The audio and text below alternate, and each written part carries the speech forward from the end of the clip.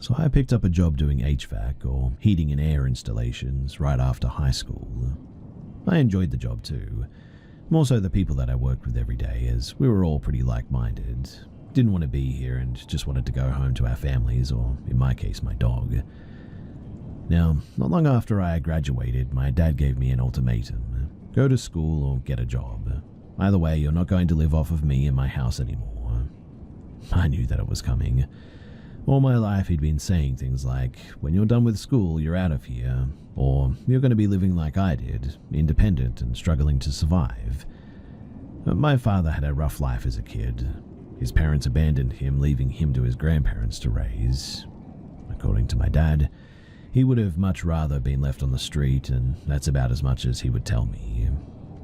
Anyways, my mother wasn't around, as I'm sure she couldn't stand my dad early into their relationship, about 9 months exact, and, well, you can probably connect the dots. Anyway, it was about 1.5 years into my career, and I was learning pretty fast, climbing the ladder from apprentice to being assigned to a designated crew in no time. I was paired with a guy named James, a good man that struggled with his moral compass sometimes, dealing with a split family and one of his own. The job in question, it started just like every other day. Go to the office, pick up the equipment for the day, chit-chat with the other guys, and then head to the job. It was a nice neighborhood, which was a relief, as the area that we live in is a 50-50 whether or not you're going to be jumped or tipped for your work.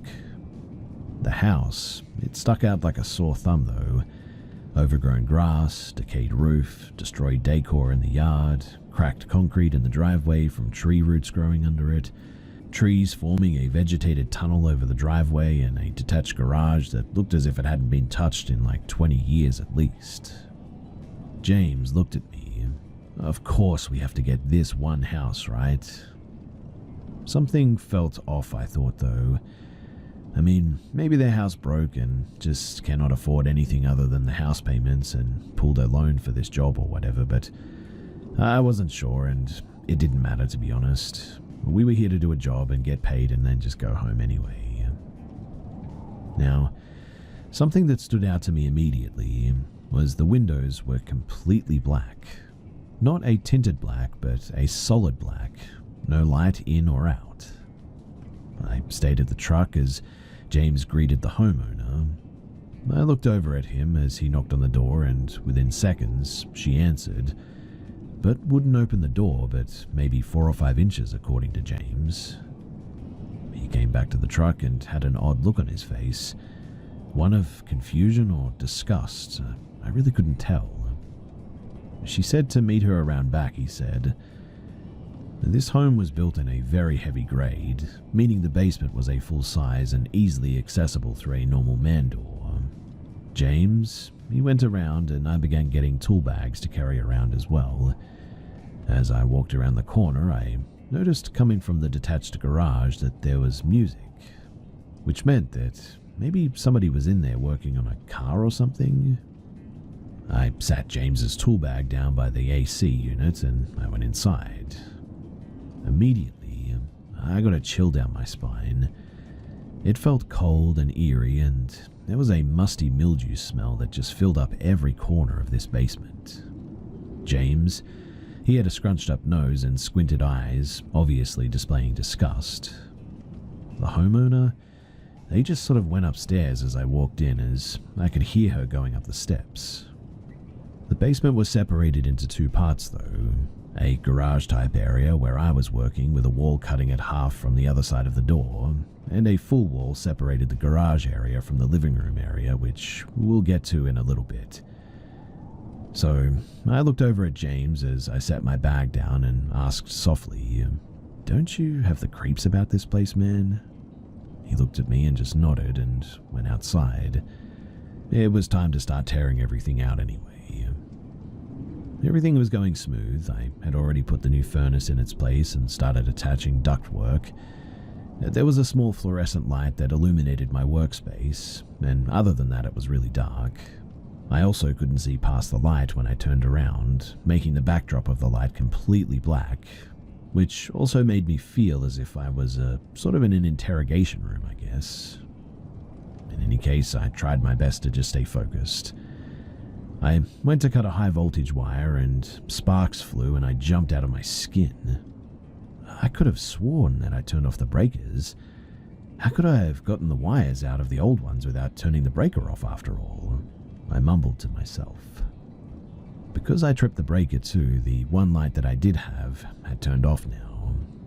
I sort of shot up and went to reset the main breaker. I flipped the breaker on and the light came back on, and as I turned around, I froze. The homeowner was right there, and this had been the first time that I had seen her. She was pale, absolutely no color to her skin, around 5 feet tall, in her early 80s maybe, and had wrinkly old skin that folded around her elbows and face like a Shar-Pei. All I could get out was a hi, and she scared the ever-living heck out of me. She didn't say a word though. She was hunched over a little bit and just sort of looking at me, her eyes almost black. She grinned a little bit and turned away and went back upstairs. She made no sound as she walked, almost as if her feet didn't even touch the ground. It spooked me, and at that I took a break. I walked up to the van and sat down. Hey, you good, bro? James asked. Yeah. I got to meet our customer finally. He just looked at me, eyes widened. She's weird, isn't she? He asked. I just raised my eyebrows in acknowledgement at this. I went back to work though, and I got to a point where I needed help with something and called our office to send a tech out to help us wire something up. It was around noonish at this stage, and I was ready to eat, so I ordered some food off of DoorDash as I don't like leaving the job to eat. I hung out with James until food arrived, and we both stopped and we ate. But the whole time, just something felt off, like something was watching us while we worked. I felt like I could reach out and touch whatever it was, even though I couldn't see it. In any case, our tech arrived about the time that we were finishing eating. His name was Arnold. Arnold was a religious man like myself too, and we connected on that a little bit. We often talked over the phone or text about things going on in our lives and what we could do to help ourselves with God. Hey, what's up, guys? Hey, didn't ask if I wanted anything to eat? He said. Hey, we didn't know that you were coming, or we would have, James said. Arnold was kidding though. He would often use a sort of cliche humor. James stood up and started to brief him on all that we had left to do, and also mentioned our lovely customer as well. He described everything to him, like her appearance, our interactions with her, and the feeling that we got when we go into the house. Arnold shook his head and claimed that we were a couple of chickens and that we were scared of an old lady like this. James shrugged and said, okay, well, when you meet her, you'll understand. Up until this point, she only spoke once as far as I'm aware of, and it wasn't to James at the door. I went inside to grab something at one point. I think my wallet, I cannot remember, but something like that, and I came out pretty quickly. Arnold looked at James and I and said, well, let's get this done. I've got a couple of other calls after this. But as soon as we stepped inside, something just wasn't right. James led and looked down at our tool bags, and they were sitting by the door, now perfectly packed and closed. Now, I can assure you that I did not move them, and I certainly wouldn't have put all my tools away as we weren't finished. And it was then that I concluded that something just did not want us in there, indirectly telling us to leave by putting everything together for us. Chills ran up my spine, but Arnold, he didn't even seem fazed, acting as if we did this to try and freak him out, and he just walked right on past it and asked me where everything was. James came back a minute later, obviously startled, but just wanted to be done at this stage. Hey, I'm gonna go and change the thermostat. Neither James or myself had actually been in the house at this stage. Arnold, He walked through the door and inside of the second room, where the furniture and the arcade machines were all covered in clear dusty plastic, just like horror movies. It was very dark in this home. We flipped switches and nothing came on, so we eventually resorted to flashlights. Arnold went up the stairs and called out, "Hey, ma'am, we're gonna put your thermostat up, okay?" There was no reply, but we could hear footsteps upstairs. I got about halfway up the stairs and I turned around paranoid because I just felt like something was behind me. And I swear to you, at the bottom of the steps, there she was, standing there, silent, just standing there straight and still like a statue. And again, I swear to you that her pupils, they were almost glowing with like a very small white light. Then it hit us all. A smell. One that I had never smelled before, but it was so potent. Arnold gets up to the kitchen and flips the switch on for the kitchen, and a small overhead light over the sink turns on and begins buzzing. I tapped James on the shoulder and whispered, "Hey, man, she's at the bottom of the steps." James' face turns pale. I knew what he was thinking. How long had she been down there, and was she hiding in that room? He leans over my shoulder and sighs. "Bro, no one's there. What are you talking about?" I thought that I just saw her, and I then turned around really fast, and he was right. No one was there. I look at him. "Dude, I swear to you that she was right there." It was about that time that I said that Arnold also acknowledged someone. "Hey, you must be Miss Brown?" She was slouched over like an elderly person and replied with a simple "sure." I have honestly never heard anyone reply "sure" to that before. "Well, I'm gonna get this thermostat put up for you, alright?" I was still shocked. I mean, she was right behind me. I know it for a fact. James and I walked the rest of the way up, and we stood in the kitchen watching them. She just stood there, staring at Arnold. Now, if you remember, I had mentioned the windows being solid black. Well, it was around about now that I figured out why. They were covered with industrial black trash bags, taped around the window sill to lock out any source of light coming in. That smell, though, was still present too, and I had never smelt anything like it before. The odd thing was that the house was clean though. Tables, counters, all clean. Arnold finished up and turns to her and told her, "Well, you're all set up and ready to rock and roll." She just looked at him. A smile started to grow on her face that felt like it went past her eyes. "How many kids do you have?" she asked. Her voice was strong but high-pitched, like a typical older woman's voice would be. Excuse me?" he replied. "Well, there's Anne, Barbara, and Chuck, but there's one more, isn't there?"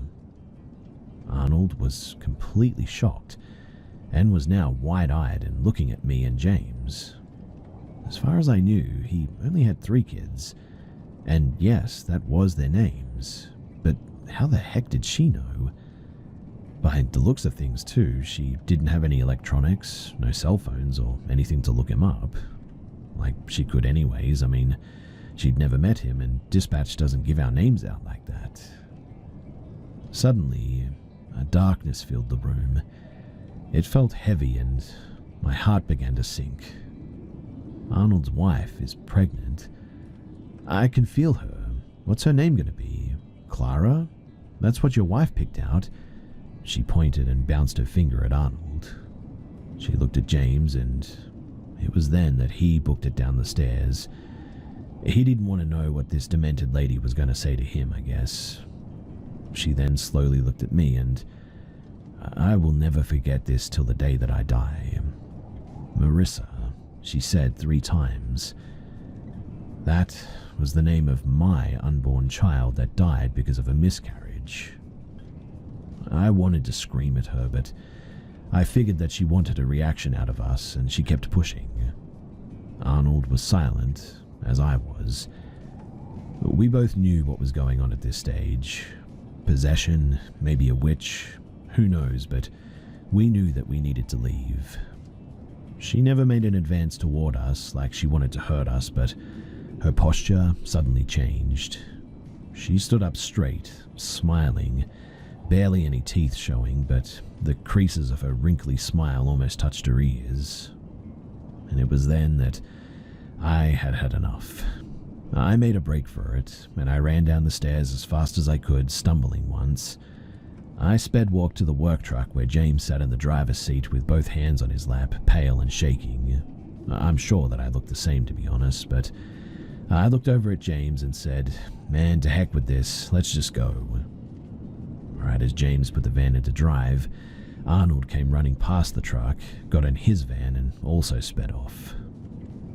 We started driving away, and I thought to myself, did I get my tools? Was she really possessed? I mean, a million things were running through my mind in about half a second, it felt. It was the longest drive back to the office that I've ever had, too.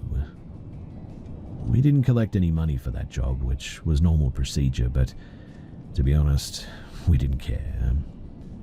The next day, James called for a meeting with our manager and told him everything about the comments that she was making to not collecting the money. Our manager looked at us and just asked, "So you didn't get collect?"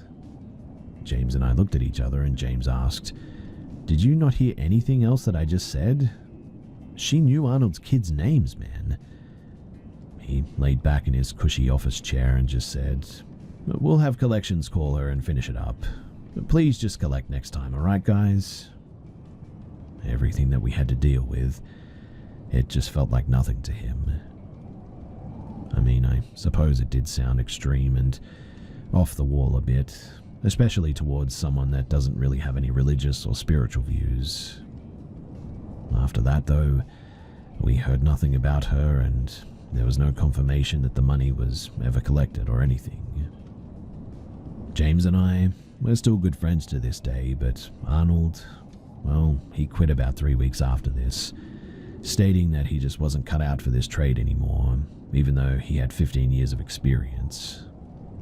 Arnold and I, we still talk on occasion, but we never talk about that day.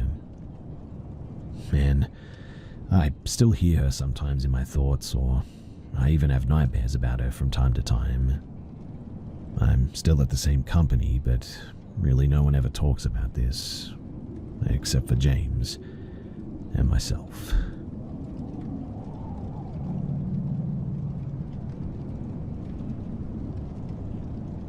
This is a bit of a short one, but it's always stuck with me because of just how creepy it is. So, this happened a while ago. I often go hiking with a metal detector in the mountains near where I live, an area that saw heavy fighting during World War I. And one day I ended up in a really remote, steep section that's difficult to reach on foot. And hidden in the moss and roots, I found a narrow and deep hole, almost invisible unless you were right on top of it. And at the bottom of this hole was a small children's bicycle. You can see it here in the picture. Now, there were no paths nearby, no signs of human activity, just this single bike lying at the bottom of the trench. I immediately feared the worst and climbed down to go and check, but there was nothing else, just this bike. I took a couple of photos, but I've been thinking about this ever since I saw it. I mean, who carries a child's bike all the way up there, and why throw it into a hole that no kid could possibly reach? It still gives me chills, and while I reported this to a couple of rangers back then, I never heard anything about it, and really nothing seems to have come from it.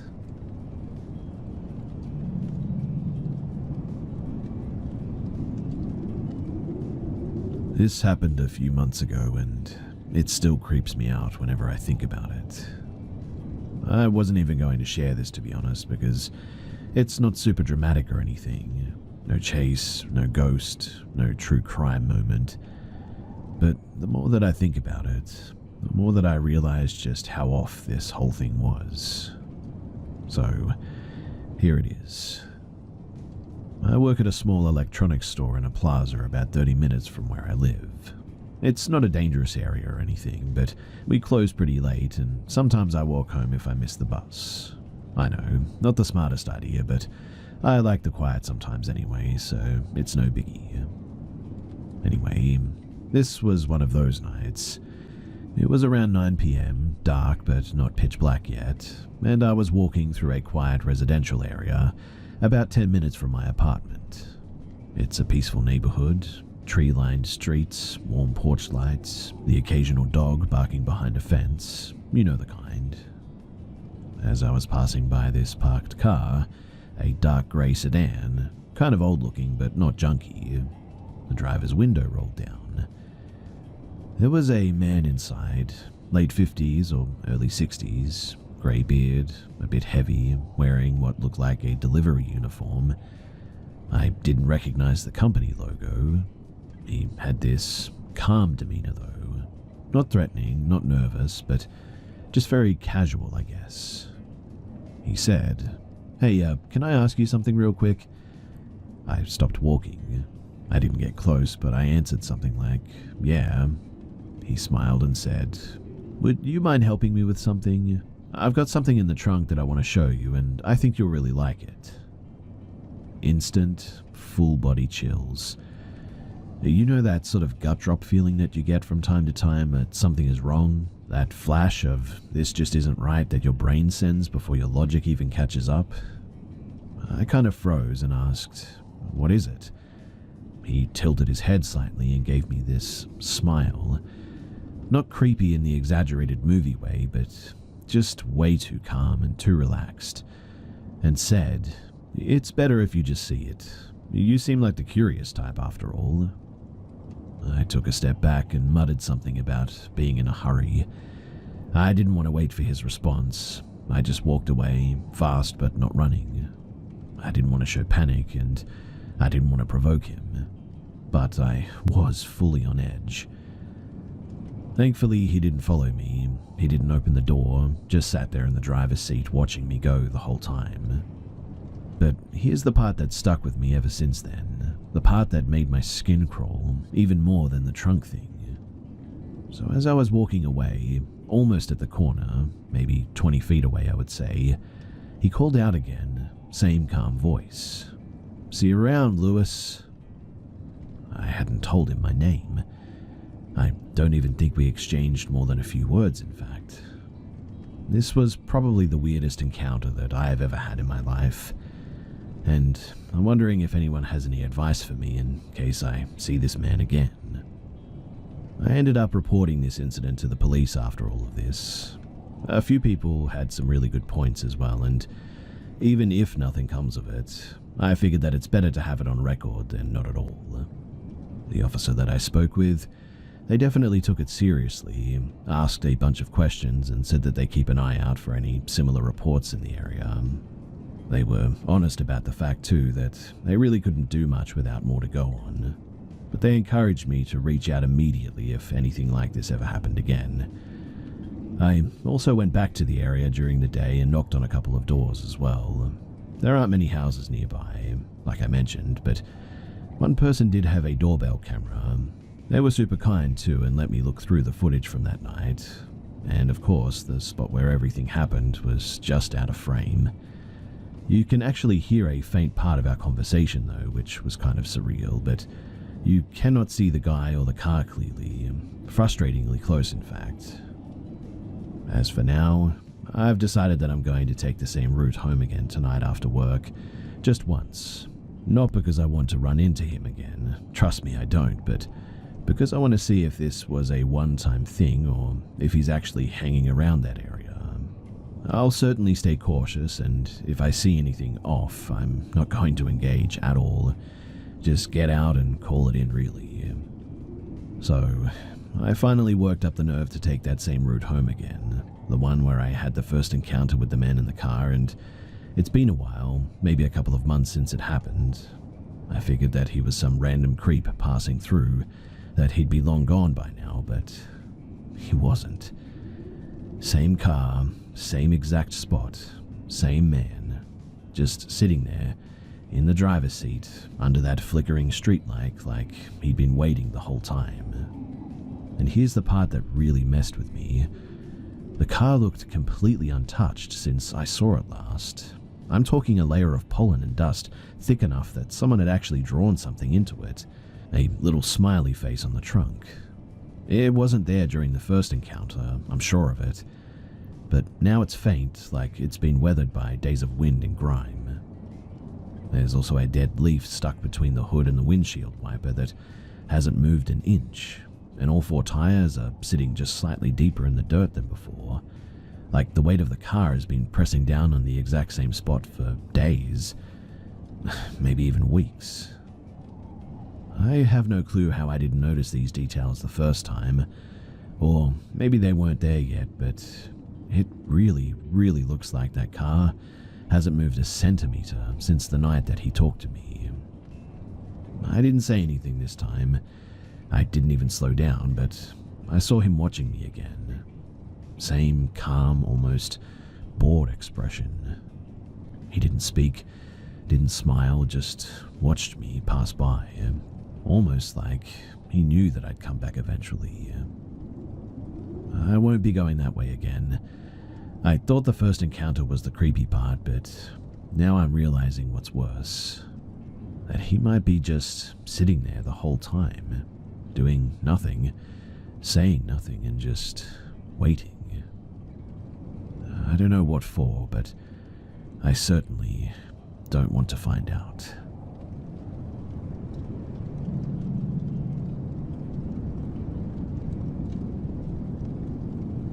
When I was around 22 years old, I had a scary encounter while staying at a hotel for a job. It was around 2010. I was working for a traveling photography group that took church directory photos. Each photographer drove separately from all over the place. So I was in Harlan, IA at the time. I was staying at a hotel along with the other photographers who joined with me. I believe that there were 4 of us, 2 guys, a girl, and myself. One morning, I went down to breakfast and was watching the TV in the hotel breakfast area. Someone was also down there nearby, a guy that I didn't recognize. But when he looked at me, I said good morning, as I do wherever I go, just to be friendly. He said it back, and we just sort of had a bit of a polite exchange, I guess you could say. Something that you would do with a stranger that you never thought that you would see again. He mentioned that he was staying there with his team for like a construction job or something. I eventually go to leave and I say something very casual like, have a good one and see you later. And he said something like he could hang later. I didn't think anything of it, to be honest, and just brushed it off like, yeah, maybe. Now, I don't remember if this was the same day or not, but as I didn't work until 11 a.m., we tend to work from 11 a.m. to 10 p.m., give or take a little bit, depending on the size of the church, etc. But I decided to go and take a nap since I didn't sleep well the night before. And while I was laying in my room, I kept receiving phone calls to my room phone. I wasn't used to getting calls like that, ever, so I picked up. I would say hello, but nobody would answer. After a few minutes, I eventually just took the receiver off and placed it beside the phone so that it would stop ringing. When it was time to get up and leave, I left my room and I saw the guy was there in the hall. I sort of waved casually, still not thinking anything of it. He asked where I was going, and I said that I had to go to work. My friend showed up, a female photographer, and I went with her to her car as I was going to ride with her to the church that day. I told her about getting strange phone calls, and she mentioned that she did as well. Later that night, there was a thunderstorm. My photographer group and I stood by the hotel lobby door watching the lightning that night. It was thundering and extremely dark. There were chances for tornadoes, so we were keeping tabs with each other that night. Eventually, I go to my room for the night and I hear a knock on my door. I really did not want to answer it. But I did, cracking the door to see who it was. It was the guy. He talked about how I said that we could hang out, and I told him that I was way too tired after working all day and I needed to get some sleep, and so I shut the door. Now, I cannot remember if this was the next morning or still at night, but I recall him knocking again, but I wouldn't answer. I pretended to either be out or sleeping. I called my mum and started to talk to her at one stage. I told her what was happening, and although I was a little bit scared, I'll admit, I almost acted like I wasn't when speaking with her. Suddenly, though, and I really don't know how to explain this, but I just got this weird feeling. I whispered to my mum, "Mum, hold on a second. I just need to check something." I tiptoe as quietly as I can over to the room door. I look out of the peephole and I see him. I then see him turn his head to my door as if he was listening for something. My heart instantly started to race. I then saw him move to the side, and you know how the wall sometimes goes in for the door, so there's like a sort of indentation in the hallway for each room? Well, he goes to the wall away from the room that juts out. I think that he thought that he was hiding or something, because he would try to lean his head out around the corner of the jut-out portion as if listening or something. I walked to the further side of the room quietly and whispered to my mum about how I'm pretty scared by this. I called the front desk to complain like my mum suggested. I cannot remember if I also texted my friend or called her, but she also complained to the front desk about the various phone calls that she'd received. Eventually, we were given new rooms, and the construction group manager was told by the hotel about one of his guys and that this creepy guy was told to stay away from us. I even told some of the church people about the situation, and they all said that if we needed to stay with them, that we could. All very nice, but still all strangers to me, and I really didn't trust anyone at that point. I'm not sure whatever happened to him, as I didn't see him after that. I was a little jealous of my friend because she ended up with a hot tub in her room and I didn't, but it was fine. However, after that, I was certainly more aware and careful with who I talked to and what I said.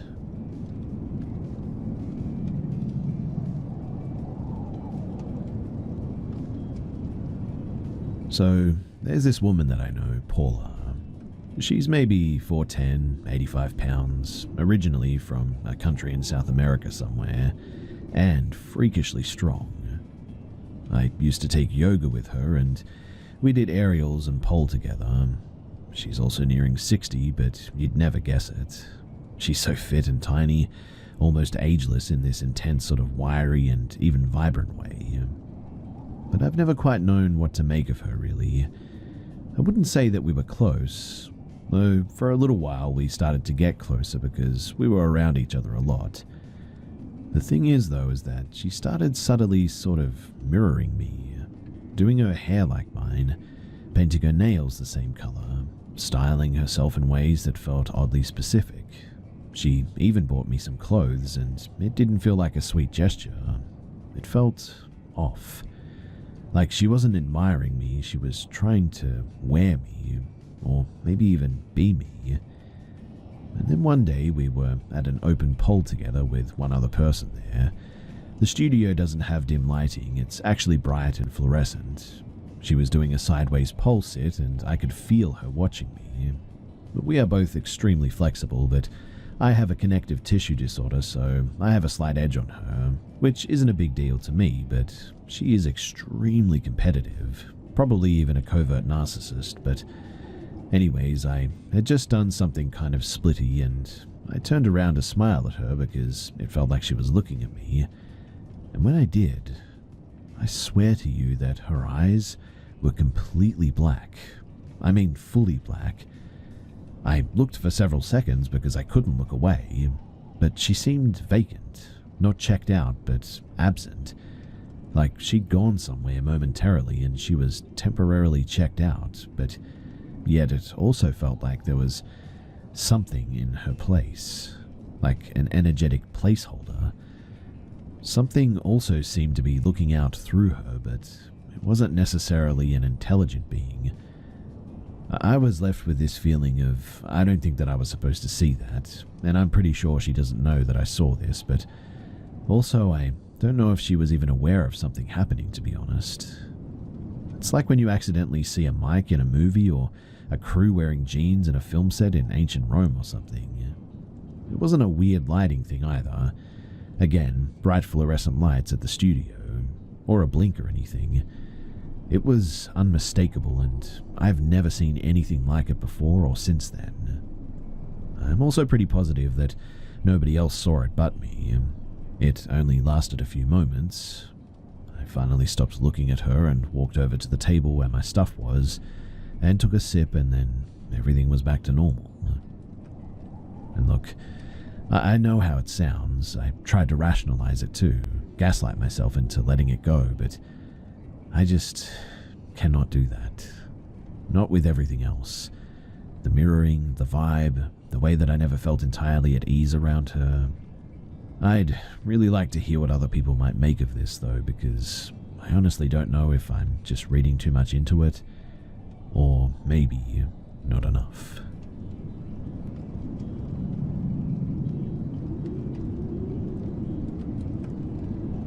This happened in 2020. I was 21 at the time, and it was the first time that I'd rented a place of my own. After spending a year with a horrendously bad housemate who changed 180 degrees after a month of living together, I was genuinely happy to finally be alone. It wasn't a super good apartment or anything, but I was just so happy that I had finally gotten away from that housemate that it didn't even matter to me. I had the bare necessities and a roof over my head, and was looking forward to spending my days in a quiet house next to the woods. It was a huge old 3-story house that got split up into multiple apartments years ago, and most of the people living there were homeowners, besides me and another guy who was renting a flat on the first floor. All of the neighbors, they were super friendly, and we got along just fine, sometimes spending hours out in the garden with them just chatting or drinking some lemonade as it was super hot that summer, despite being quite far from the busy city. Anyway, about 1 month later, the neighbor below me, female and around 50, knocked very aggressively on my door, which was wooden with a wooden frame. Not the best security, but the house did have a metal front gate and all kinds of alarms set up around the house, and the yard even too, since there were some brown bear sightings quite frequently, almost daily in fact, which I didn't mind, but she told me in a quite aggressive way that there was some water on her ceiling, right below my bathtub. I told her that I would call the landlord and tell him about it so that he could get someone to come out and check it out. She didn't seem pleased with the answer. The landlord didn't really care either, as he'd actually got a 2-month-long vacation out of the country and told me that he would get someone to come out, but he didn't. I thankfully had some amazing neighbors, though, living next to me who let me shower at their place without even paying them or anything. I made them some handmade stuff and digital drawings of their dogs as some sort of payment, because I felt so bad for not being allowed to actually give them a fee for letting me do that. 2 weeks go by, though, and my awesome neighbors tell me that they have to go away for work for a few days and apologize for not being able to help me until they can get back, which honestly was super sweet of them, but totally unnecessary. I mean, I completely understood. For the next 2 days, I took mostly what you might call a hooker's bath. I had always been a very clean person, and not being able to shower properly was truly starting to get to me as well. I decided to heck with it in the end. I'll get in the shower really quick so that I can just wash my hair, as the sink was too small to do so, like an A4 paper size. Back then, I had the habit of getting into the shower with my headphones on and just listening to podcasts. So, as soon as I was done washing my hair, I put my headphones on and continued with the podcast. Everything was great. I felt super clean, and once I was almost done rinsing off, my absolute psycho of a neighbor bashes my bathroom door open and starts yelling at me like a maniac. I was absolutely terrified, as I didn't even register it being her at that time, as it all happened so quickly. I got out of the shower as fast as I could, and called my landlord sobbing while this maniac Karen was going to get her phone and call the police or something. She kept yelling that I was flooding her newly renovated apartment. I was shaking like a blob of jello caught in a tornado by this point. This psychotic woman actually kicked my door so hard that it broke the wooden frame right by the lock, and that's how she got in. Now, get this though. This woman was married to a cop, just as insane as she was, and she actually convinced him to get two of his cop buddies to come and threaten me for damaging their apartment and not fixing whatever was wrong. This crazy Karen sent a video to the landlord, and I kid you not, there was just some small drops of water dripping from the ceiling whenever I showered for longer than 10 minutes, as the landlord had left the floor under the bathtub with no tiles, just plain concrete which allowed the water to seep through once in a while. Being still in shock from being barged in on like this and seen by a stranger butt naked, I didn't call the police straight away, though I doubt they would have listened to anything since this maniac's husband was basically one of their bosses or something. I'm sure they would have spun it around and made me look like I was the insane one flooding their apartment or something. I gave them my ID though and told them that I had talked to the landlord and also gave them his phone number to go and check. I showed them proof of text between me and the landlord as well, but by that point I could tell that they sort of started to whisper between them and that they left after giving me a warning. The Karen was very satisfied by this too, to say the least. She was so happy that she managed to scare me straight in her mind, I guess. I later found out from my upstairs neighbor, which was the longest staying resident of that house, that she actually had some beef with my landlord like 15 years ago, and that's why she did what she did to me. She couldn't stand anyone who moved into that apartment, just because she got into a fight with the landlord years ago and tried to make every renter's life a living hell apparently. If I had known about that, then I wouldn't have moved there, but of course nobody told me because making some side money was apparently more important than somebody's safety. I was lucky enough to find another place to stay in like less than a week and had enough money saved up for a deposit as well. I had horrible nightmares for months to follow, and I still get them occasionally. I cannot wear headphones properly to this day, and I have to have one ear out as I'm still paranoid that someone's going to break in and I won't be able to hear them and react in a timely manner. I know, I sound stupid for not getting the cops involved more, but I was scared out of my mind in that moment, and I didn't know what kind of connections that they might have since they just got two unrelated cops to show up, in uniform, out of nowhere. In any case, stay safe out there, double check your doors and windows, and stay far, far away from terrible landlords who don't care about anything other than money. And also, be sure to stay away from psychotic Karens who literally break into your house and scare the living heck out of you.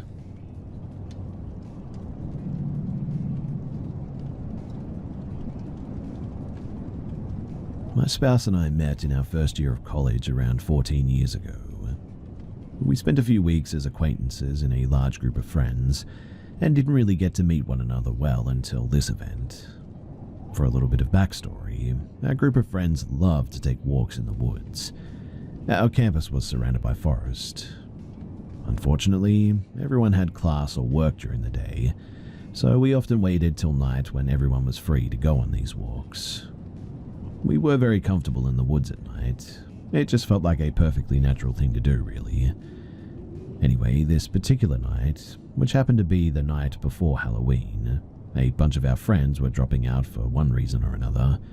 Homework, tired, tests, all that stuff. Eventually, the last one besides my future husband and I dropped out. But knowing that him and I didn't really know each other that well, that last friend told us that we should go on the walk together anyways. It was a little bit awkward, but we were both friendly people, so we decided to be adventurous and make the best of it. So we headed out into the woods, just being acquaintances, and decided to walk down the path that would take us to a place called the altar site. Named that way because it had a log kind of shaped like an altar where college students often left knickknacks and stuff. Unfortunately, in the dark, we didn't know this path as well as we thought we did, and we realized that we were getting lost. We joked about having to spend the night out there and said, "I hope you aren't afraid of survival cuddling." After 45 minutes of walking in what seemed like circles, we started to realize that it might not be a joke after all. So we then decided that we would just try and pick a line and start walking as straight through the woods as we could. We were hoping that this would get us out because we knew that the entire section of woods was surrounded by roads or ocean, and we knew what to do once we hit one or the other. It was pretty rough though, let me tell you. We walked into trees, rivers, swamps at one point, and just kept going for another hour or so until stumbled out onto what seemed like a larger trail than what we had been on. At this point, we started following the trail, hoping that it was a main trail, and we would use it to find our way out. Honestly, I was pretty thrilled by this. I remember jumping out onto it, smiling and saying, "We're going to be okay, this will surely get us out." We followed it out onto a small meadow where we unfortunately lost sight of the trail again. Hoping that we could see it again in the woods on the other side, we walked across the meadow and entered the tree line on the other side, only to realize that the trail had now completely disappeared. We were about to turn around too when we suddenly heard a loud and crisp, bloody scream in the woods nearby. It must have lasted like 10 seconds, and it felt super close. The sound can only be explained as sort of a pig bird woman screaming bloody murder. We stood there for a second, and then I asked, "What was that?" Future husband said, "I don't know," and so I suggested that we head back into the meadow where we could at least kind of see things. So we headed back into the meadow, and we just sort of stood there for a few minutes, not sure what to do. We couldn't find the trail, and something just sort of screamed into the woods at us. It was a truly dreadful feeling knowing that we weren't alone out there, but had no idea how to get away from it. And it was then that I heard a thick branch on the ground in the tree line near us snap, and a thick bushy tree near it started to shake like something moved in it. Right after that, there was a sudden scream again, and whatever it was definitely right under that tree near us. This scream lasted for what felt like 15 seconds, definitely longer than the first one, and I remember suddenly hugging this acquaintance that I was walking with out of fear. It was kind of awkward. I remember apologizing right afterwards. He told me years later that if he hadn't have been scared out of his wits, that hug would have been very enjoyable, and that it was kind of nice having this girl latch onto him like her life depended on it. Because honestly, I thought that it was about to be the last hug that I was ever going to get. At this point, we were at a loss as to what to do, and I remember turning and looking behind us and making out what looked like it could have been a trail curving around the bend. I guess we must have missed it because we had walked into the meadow thinking that it was the trail. I pointed it out to him, and we got back to the track and started heading up the new trail path. We had brought our terrible flip phones with us, hoping to use them as flashlights. The brighter one had died earlier on the trails, but mine was still working. Unfortunately, I couldn't see anything with it, and so I just started flipping it open and shutting it, hoping that it might scare whatever was out there. When we got about 20 paces up the trail, I started to hear a pattern of noises behind us. Since it was fall, the trail had leaves on it, but since it had gotten walked on a lot during the day, the leaves in the center of the trail were sort of flattened, but the leaves on the side were still very crunchy. I kept hearing leaves on one side getting stepped on, then silence, and then leaves on the other side of the trail crunching. It sounded like something was moving from side to side behind us on the trail, trying to get around my side of vision almost. That was when we heard the scream one more time, and this time it was right behind us. We both started running. Stupid, I know, but it's what we did. It was only about 20 more paces, and suddenly we were out of the woods and in a large meadow that we both realized that we recognized. We ran to the other side of the meadow and got to the paved road right near campus. And weirdly, nothing followed us out of those woods. But we did hear the thing scream one more time from the tree line.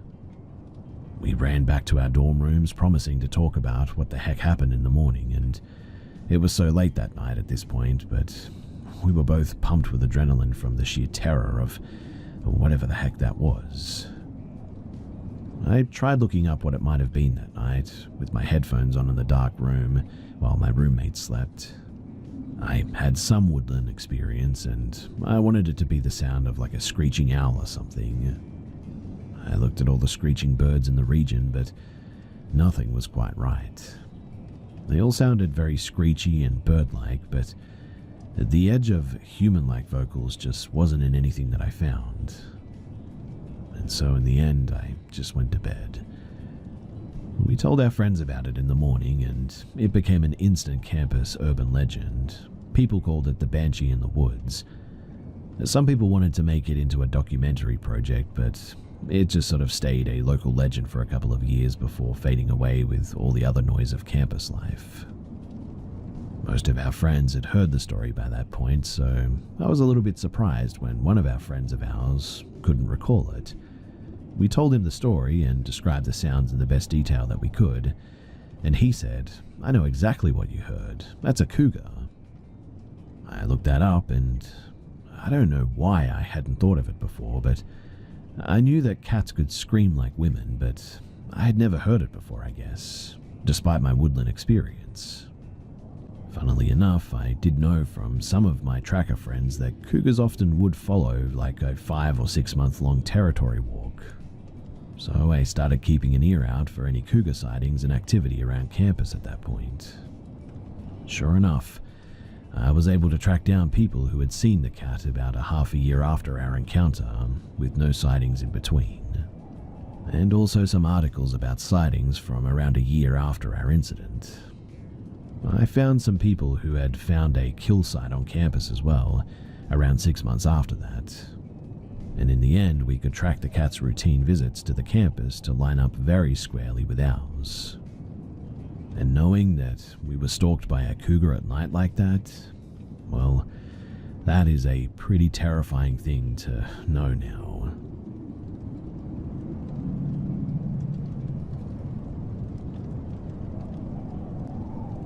I, a 21-year-old female, have a long-term partner, 24 and male, who is a pretty big guy, 6'6" to be exact. We're the type of couple who likes to do all of our errands together too, so it's been a few years since I've felt unsafe when I'm out in town. Being with him, even though I'm a smaller college girl, lets me know that creeps won't really try anything. Scary dog privilege or something like that, but him and I recently took a trip to Walmart so that he could buy some batteries for his new Xbox controllers. I'd say it was around 8 p.m. It wasn't dark out just yet, but it definitely wasn't daytime anymore. He told me that his stomach wasn't feeling all that good, as we'd just come from Olive Garden, so he told me that he was going to use the restroom quickly, and that he'd meet me wherever I told him that I was going to be in the store. I told him that I would be in the candle aisle as usual, and I went on my merry way. Now, not long after I had made it to this aisle, I noticed a man, probably in his 40s I'd say, in a red shirt pass my aisle. As he passed, he gave me one of those creepy up and down glances that a chick can feel in her soul. However, I didn't think much of the interaction as it looked like he continued walking anyway. However, when I turned towards the opposite side of the aisle, I saw him standing a little too close to me, pretending to look at the items on the shelves while also furiously texting. He kept looking at me, pretty unashamed of full eye contact. It honestly seemed like he had seen me in the aisle, passed it, and looped back to my aisle by walking down the next one and turning around. I immediately felt uncomfortable. So I left that aisle and I went to the back of the Walmart where the electronics are. During my walk, I noticed that the man in the red shirt met up with a few other men, 2 in navy blue shirts, 30s I would say, and 1 in a grey shirt, late 20s. They proceeded to follow me to the electronics, pretending to look at home speakers while they all watched me from across the aisle.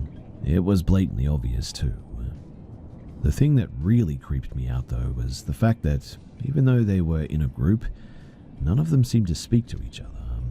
They just kept texting and texting while eyeing each other and myself.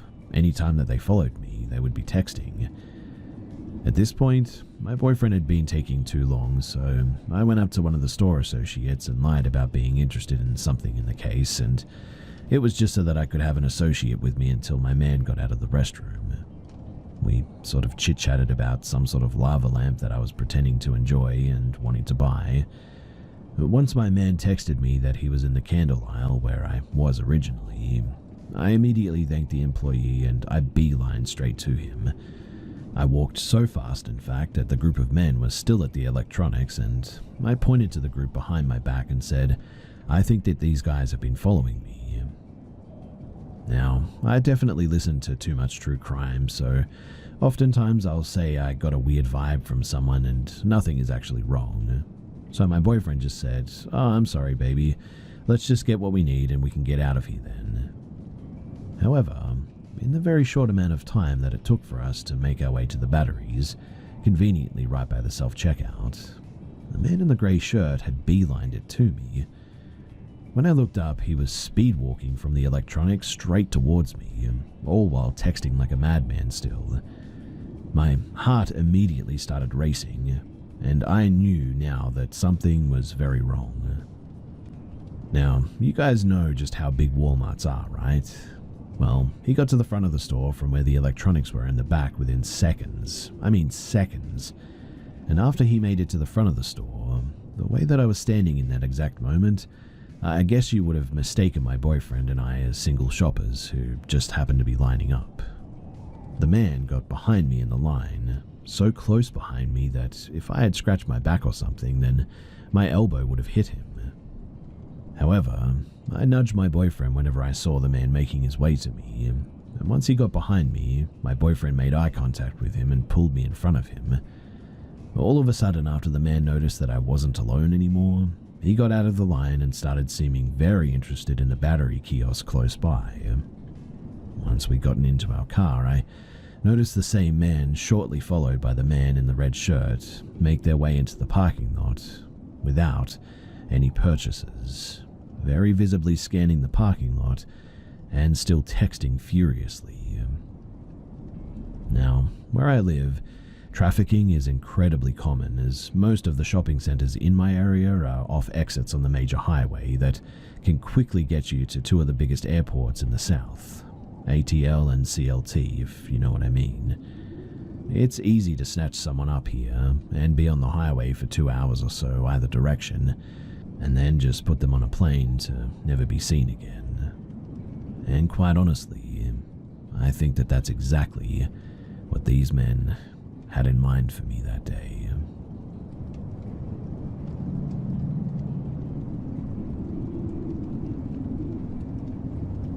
This happened about 2 days ago now, but I'm still very shaken up by it. So I was with my brother and father. We were just at the immigration department in Hong Kong to sort something out for us. A further context is that I'm 20 and female, and I'm not a Hong Kong local by any means. It was getting late, and my dad suggested that we start taking the bus back now to eat closer to the apartment area, or most good places would be closed soon. Midway, there was a stop that my brother suggested that we get off on and find food. We all agreed. I started to desperately need the toilet at one stage, and so my brother pointed at the closest McDonald's that we could see. And this was a big mistake. So we go in, my brother and dad are waiting downstairs. I was under the assumption that, well, if there's no toilet downstairs, then there should be one up, and if not, I'll leave and find another place. I walk up the stairs and look around, somewhat pacing as I desperately needed to pee. The McDonald's worker seems to have spotted me and was looking at me, almost expecting me to bother him. I ask him if there's a toilet nearby. He said, "Toilet? Up through the door, turn left, and take a lift up." I turned to look at the door that he was pointing at. It's an ominous brown door with no signs or anything at the front. He's the worker, so I just assume that he knows better than me. I open it and, well, it's very dark and run down. completely different vibe to the modern McDonald's. Extremely quiet, and as soon as the door closed, it was almost soundproofed. What I mean is that all the bustling, loud noises in the McDonald's had completely stopped now. The room was just very dark with minimal white light and barely any sound. There were multiple doors that appeared locked in the building. I didn't explore much as I thought that it was maybe a staff room or something. I turned the corner as instructed, and there was indeed a lift. I assume that maybe this is a very odd passage to a shopping mall, which isn't too common in Hong Kong, and surely how bad can this be if there is a lift? So I press the lift and step in. Suddenly I hear the door open and the worker that directed me goes into the lift with me as well. I notice that he's holding a black bin bag that is filled with little to nothing. I assume, okay, maybe he needs to put this out and help me to find the toilet. Kill two birds with one stone sort of thing. I ask him what floor do I press, and he presses the second floor. Once the door closes, it's a little bit quiet and awkward. I glance at him for a second. He was wearing a COVID face mask, one eye looking forwards and had a lazy eye looking to the side. Suddenly he says, "You're very pretty" in Cantonese. At this point, it's very awkward, and I just sort of say a quiet thank you as to not aggravate him. Eventually the lift stops finally, and I was fully expecting a shopping mall when the lift doors open. But that was not the case. The doors opened, and it was just a dark, quiet, very run-down, narrow hallway of doors. It was really dark, in fact, with what seemed like infinite corners. In fact, not a single person was there except for us. I couldn't tell what the building was. An odd cross of an abandoned apartment building doors and office doors, I suppose. At this point, we're both still stood in the lift, and my entire body is in fight or flight response as this whole situation was not making much sense. The worker gestures me to get off at this lift and almost wants to continue walking me to the toilet, it seems. I quickly make an excuse of, "Oh, I've bothered you so much already from your work. You can just point me in the direction and I'll find it, I promise." He points to the right and tells me to go through there and that's the toilet. I thank him, but I then go to the complete opposite direction that he told me. The whole place, though, was like a maze. Narrow hallways with doors, and I got curious and pushed at one of them, and it was locked. I'm really just trying to stall enough time to appear like I went to the toilet before getting back to the lift to go back down. I get a call from my brother now, a very angry call asking why I've taken so long and where I am. I explain that really I don't know where I am. I'm trying to find my way back. I hang up and I'm getting increasingly more scared as this place is absolutely huge. As I mentioned, like an abandoned office or apartment with hallways and no signs or anything, while also being extremely dark with minimal light. The walls were all teared down as well, and it was just so quiet and run down, and there was no way that there was a functioning toilet up here. I'm really beginning to panic now, and I'm trying to find my way back to the lift. My initial discomfort of desperately needing to pee had turned to desperately wanting to leave at this stage. I calmed myself down a bit with breathing exercises and tried to recollect the steps that I had taken. And I finally found the lift and quickly pressed back down. I pressed the close button half a dozen times at least. The lift takes me back down to the hallway, but by accident I walk forwards instead of turning right. And there are more doors, 4 to 5 doors next to each other, but what was most strange was the fact that the doors were all facing this large glass panel wall between the McDonald's. I was able to look at the McDonald's and people eating, but they didn't notice that I was there at all.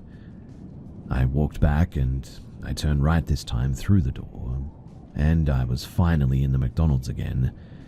But that glass wall on my end appeared to be like a large mirror in the McDonald's. It was a double mirror. I looked around and there was no sight of the McDonald's worker either. I quickly walk back down the McDonald's. I see my dad and brother. My dad asked if I was okay, as I looked really pale apparently. I said that I would tell him when we were out of there. I asked him if he saw the worker again when they were waiting, describing him as a man with a mask on and a lazy eye. My dad shook his head and said that he didn't see any worker when he checked upstairs for me earlier. My heart sort of dropped as soon as I heard that as well, because this meant that worker was still up in that lift. My dad also said, "Don't tell me you went through that lift. I opened that door and walked through a bit to find you, and it's pretty terrifying in there. Why were there so many doors and that glass as well? I thought that there was something wrong, so I left and thought that you were somewhere else." Bear in mind, my dad is pretty built and he doesn't really get scared by much. In any case, I will never go to the toilets alone again like that, and I guess that seeing a McDonald's will forever hold this memory for me.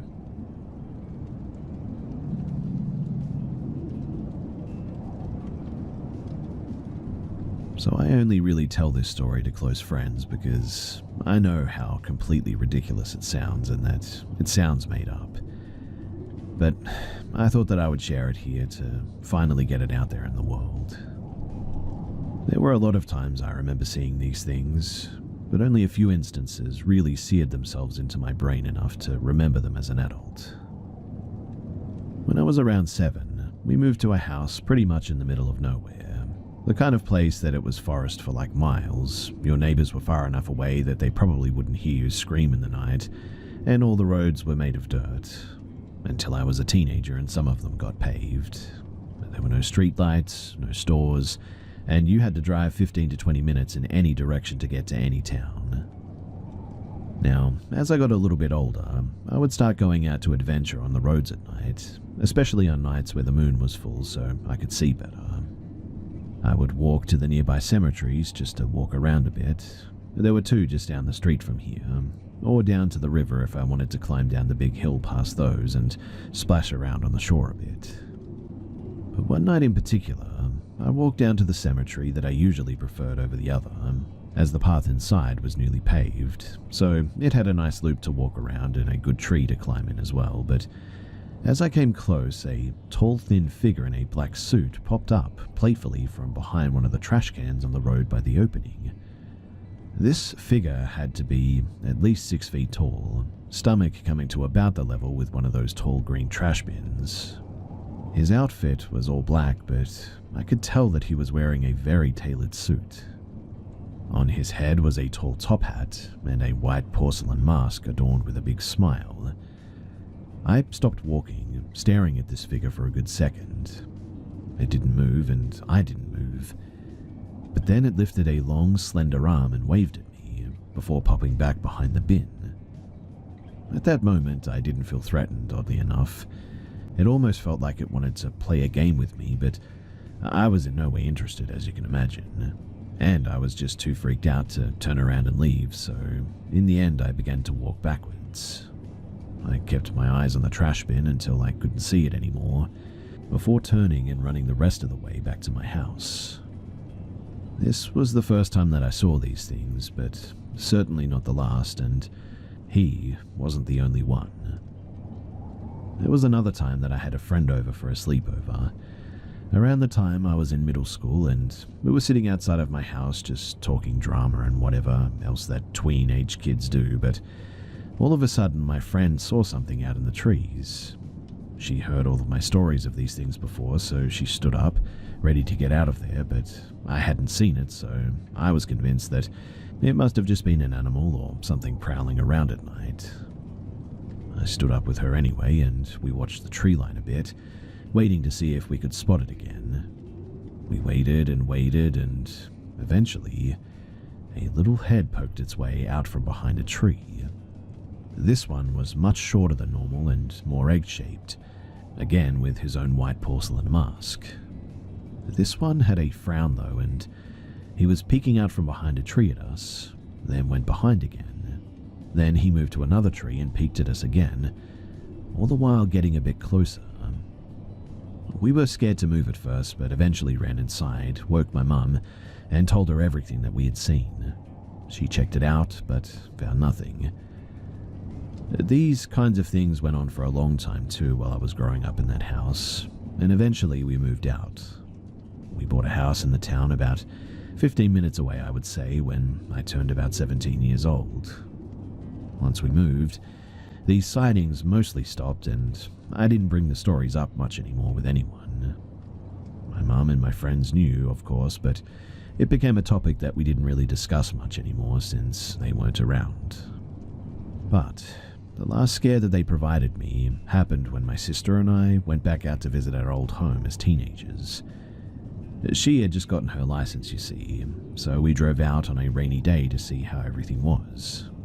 I was telling her all about a totally different story, and it was about a girl that I'd met in the cemetery once.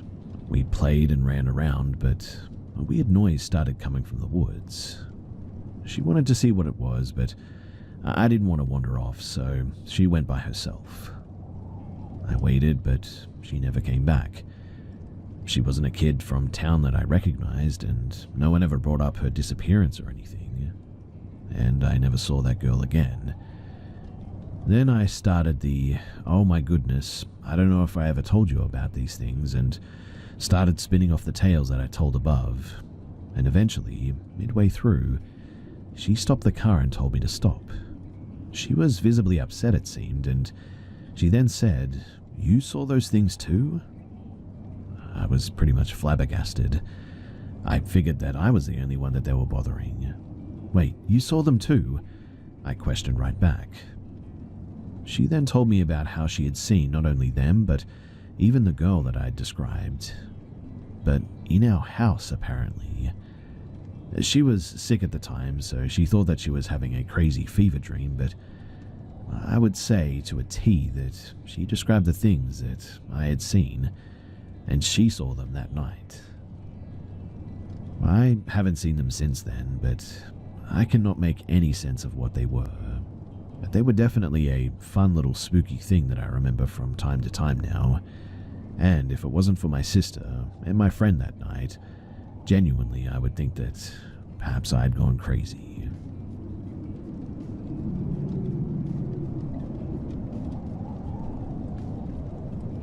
Let me preface this by saying that I'm a Christian, so I believe paranormal encounters are things like demons or demonic encounters, really.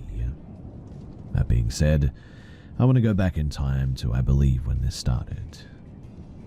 So I was 8 years old when my grandpa passed away. This was back in 2010. I'm 23 now for reference. My grandpa was always in our lives, but he suffered from COPD from years of smoking, and we only saw him when we made the 2-hour drive to his house, so it was really only around things like Christmas and Thanksgiving. But when he died, I was at his house too, and it was a really hard thing for me to go through. Even now I struggle with death, and me being 8 years old, his death hit me really, really hard. Sometime before my grandpa passed away, my dad had watched 13 Ghosts on this sci-fi channel. This movie kind of freaked me out a bit. I mean, only being able to see scary ghosts with special glasses on, how could that not scare an 8-year-old little boy, right? This comes into how my parents react, which is why it's an important detail, and I mention it. But having gone to my grandpa's funeral and him being buried now, everything started to get a little bit better. Even as a little boy, eventually you get used to your loved ones being gone, I guess. That was, until I started seeing things. Not even just things, but a person. It was a tall man. He looked somewhat like my grandpa, but it wasn't him. He was tall and lanky like my grandfather was, but he wore an old duster and a wide-brim hat. I saw him one night in my closet and I started crying. My mother chalked it up to me having watched 13 Ghosts and got mad at my dad for letting me watch it. That was the first instance of seeing this man too. Another one was when I was walking to soccer practice down the street, and I saw this same figure or man standing out in the field, just watching me. I saw this man several times over the period of about a month or so, and then after that I never saw him again. Fast forward several years and I'm in late middle school. I'm probably about 13 in my 8th grade year. My little sister is 5 years younger than me, which would have put her at about 8 years old. Now, there was a night that I was having trouble sleeping, so I decided to get up out of bed and grab a glass of water. I made my way to the living room, and when I entered, I noticed my sister sitting on the arm of the couch facing the corner. Her name was Mary. "Mary, are you okay? What are you doing up?" I asked. She didn't respond. So I walked up to her and put my hand on her shoulder. And the moment that I touched her, without looking back at me, my little sister responded in a way that scared me half to death. She growled and said, "Leave us alone." This wasn't normal behavior for her at all, and the fact that she said "us" made the hair on the back of my neck stand straight up. I walked backwards watching her on my way to my parents' room. I told my dad what happened, and he just kind of shrugged it off. He did walk out into the living room though, wrangled my sister up off the couch and carried her to her room and put her back in bed. We talked about this instance a little bit, and even now it gets brought up sometimes, and honestly it still creeps me out. But again, no one really gives much thought to it. Fast forward several years after that. This was probably about 2022. I woke up one morning in the spring and my dad and my little sister, they both looked like complete garbage. They were sitting at the dining table with my mum and they were talking. I sat down and asked what was wrong. My dad was talking and visibly looked like he got no amount of sleep the past night, and he began to tell us that he suffered from sleep paralysis for the first time in his life. He said that he had woken up, lying flat on his back. He could only move his eyes, and looming above him when he opened his eyes was a dark, shadowy apparition. It was a man, tall, lanky, with a wide-brimmed hat. My dad apparently tried to scream and could only manage to get out muffled moans without his mouth actually opening. This eventually woke my mum up. My mum was able to calm him down and eventually he was able to move again. My sister spoke up at this point when my dad finished talking and asked him what time this happened. He told her that it was around 2:30 in the morning, which is what time it was when he checked after he could move, and her face sort of went blank. My parents asked her what was wrong, and she had the exact same thing happen to her apparently that same night, but at 3 in the morning. The same apparition, same size, same hat. I had trouble sleeping for weeks after this, worried that I would too be held still and just watch something come at me like this. After thinking about this in a trailer at work tonight, I didn't realize how all 3 of these encounters could very well be tied together. Beginning when I was a young boy to even when I was an adult, having put some thought into these encounters, I 100% believe that my family has had some sort of a demonic oppression that has flared up throughout the years. I was able to physically see him. He influenced or possessed my sister as a child at one point, and then caused sleep paralysis on her and my father in the same night. I really hope that no one ever has to encounter anything like this in their life because, genuinely, it is absolutely terrifying.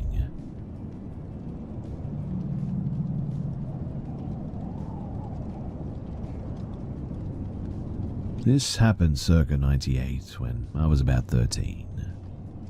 We lived next to a fenced and heavily wooded area behind one of our local YMCAs. Being that we lived in a larger city, there was a ton of crime, and a few bodies had actually been found in those woods over the years that were unalived people.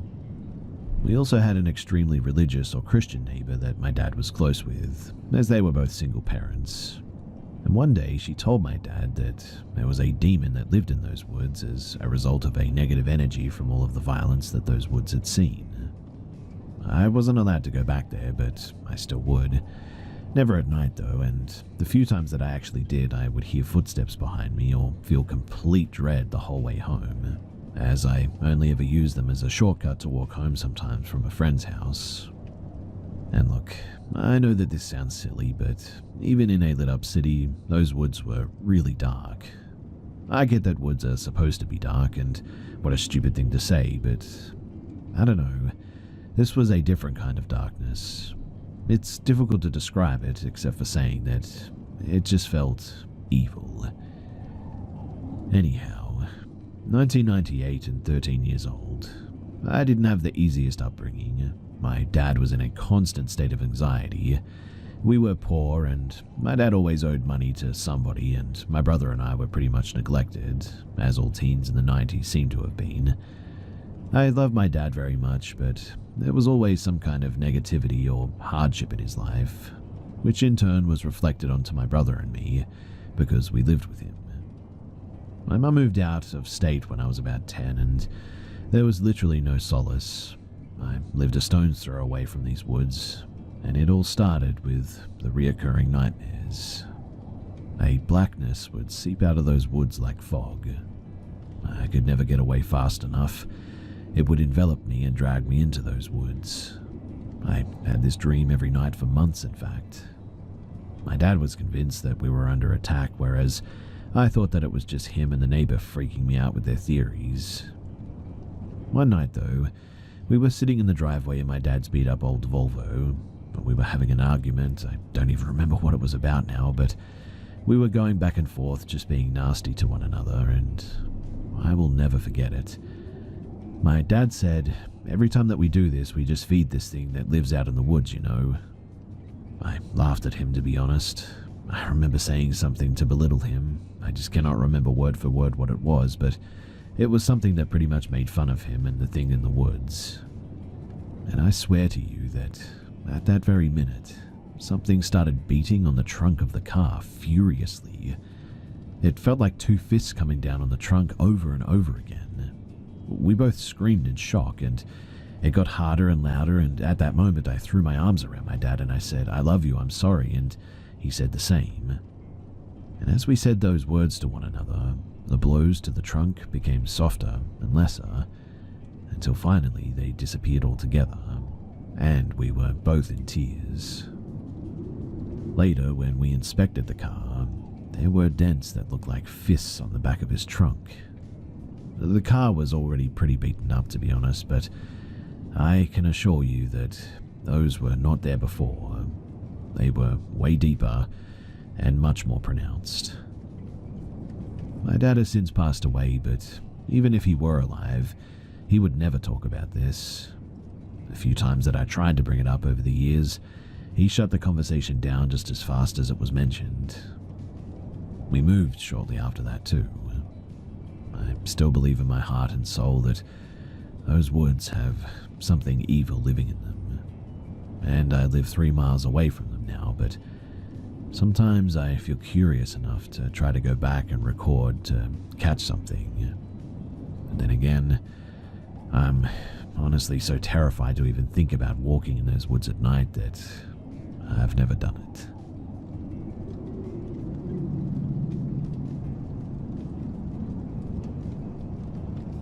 I've been trying to make sense of something that I experienced years ago for a long time now, and I'm hoping that someone here might have had a similar experience, or at least be able to help shed some light on it.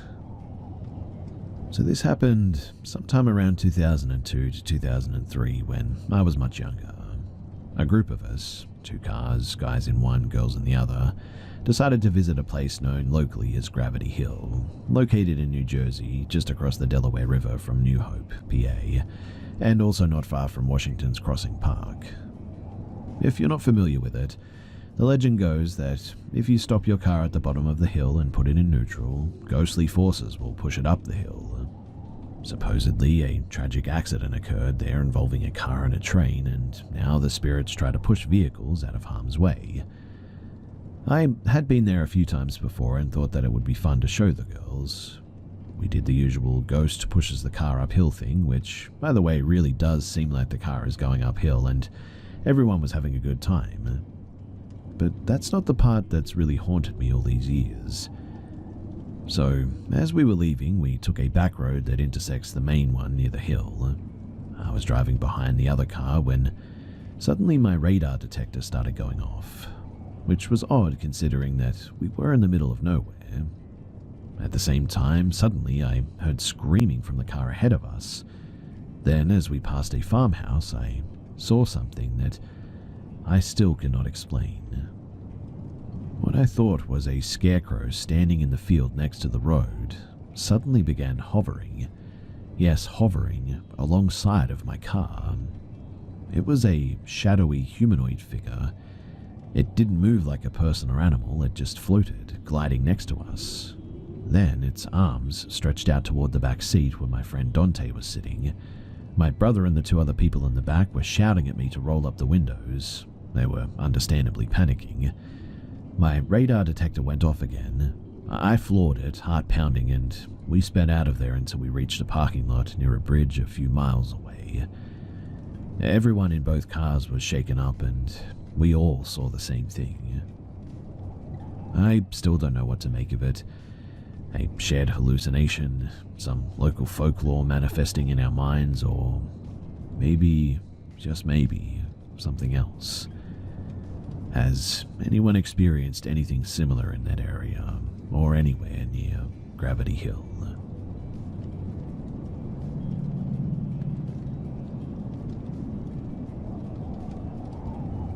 Summers in the Philippines were slow golden things, measured not in hours, but in the way that the afternoon sun poured through slatted windows, and the sound of mangoes hitting tin roofs below.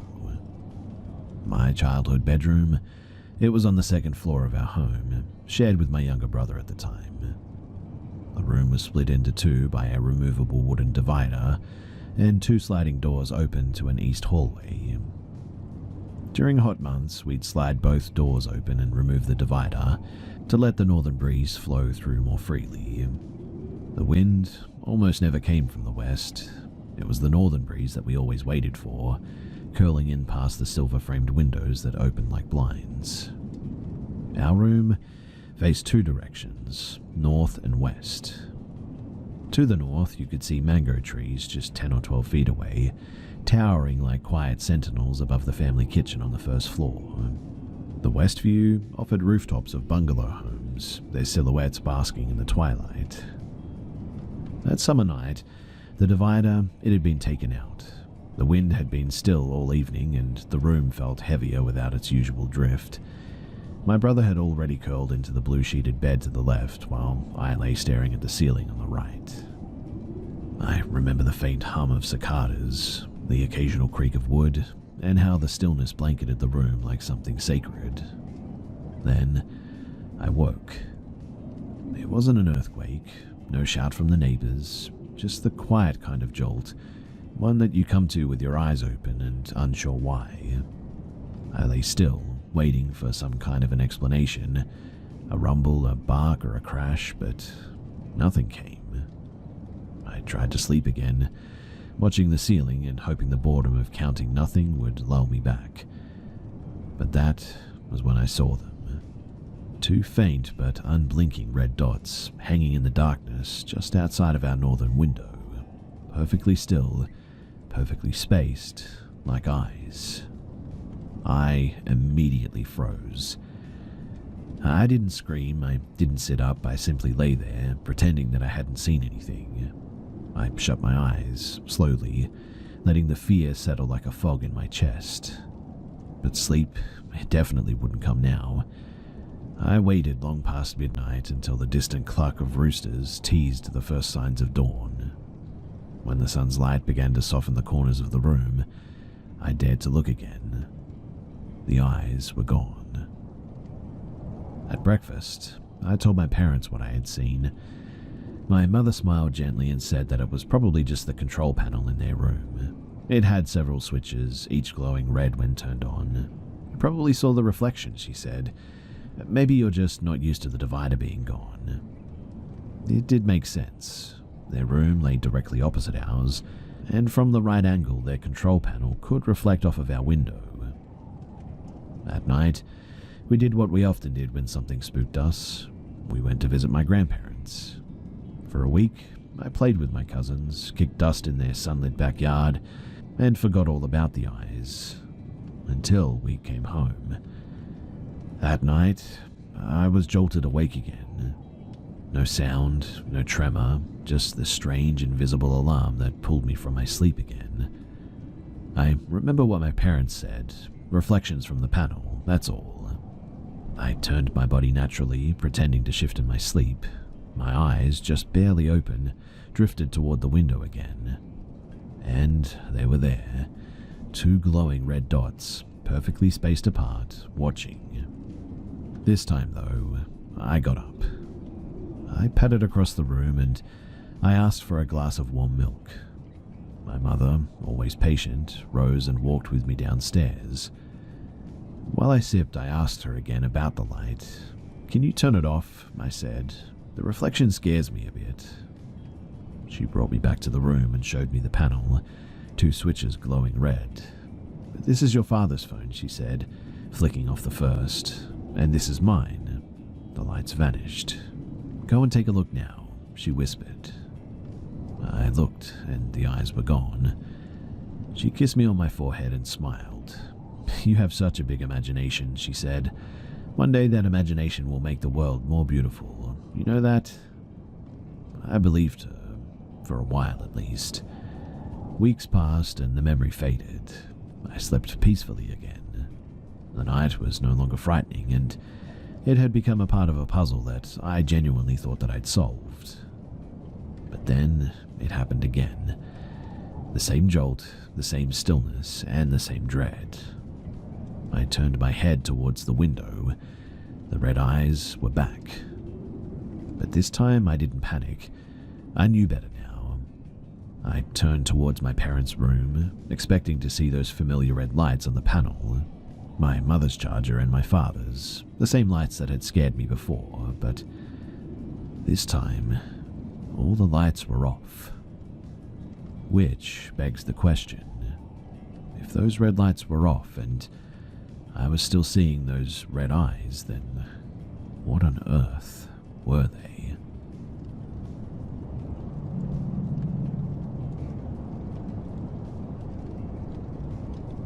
So my name is Gavin, and I'm an active duty enlisted sailor in the United States Navy. I've been in just shy of 2 years now, stationed in the southern western coast. I'll keep my ship's name and exact location anonymous for obvious reasons, but I will say that the platform of the ship that I'm on is a destroyer, and this is where this story takes place. So in the Navy, ships are, of course, made to go out to sea. My command is gearing up for a home port change, and we're at the point in time where going underway out to sea for weeks at a time is pretty much inevitable. Most of our recent underways, we've gone a reasonable distance from the pier, did business as usual, and made big circles in the ocean until it's time to head home. Usually, we go for a few weeks to a couple of months at a time, with safe voyaging typically, aside from rampant seasickness for some of us. Part of my division's job is to conduct safety drills and, in case of a worst-case scenario, exercises. But these underways are thankfully nothing like a long deployment or anything of that sort. Now, apart from listening to some stories here, as well as those that I've heard from my own shipmates, I had yet to see any of these hauntings for myself. I've had no reason to doubt the tales that my shipmates have told me, except the belief in the back of my head that they were merely taunting me or something. But I also had no real reason to believe them either. My division was the first to tell me about a spirit that remains on the ship by the name of Flight Deck Mike. I have little information on who he is or why he sticks around the ship. I thought that it was just a hoax that my division was using to spook me. But when I started hearing about him from officers and even other divisions, I definitely started questioning it. Anyway, a little over a week ago, while underway, I saw something on my ship that made me realize that Flight Deck Mike isn't just a hoax. Genuinely, I saw something that terrified me. So, another part of my job is standing watch on the topside of the ship sometimes. Topside meaning exactly what it sounds like too, the outside of the ship's hull, also called the weather decks. Everyone on my ship stands watch regardless of their rate, but this is where my rate stands watch. While standing watch from midnight till 6, I was at the aftmost part of the flight deck.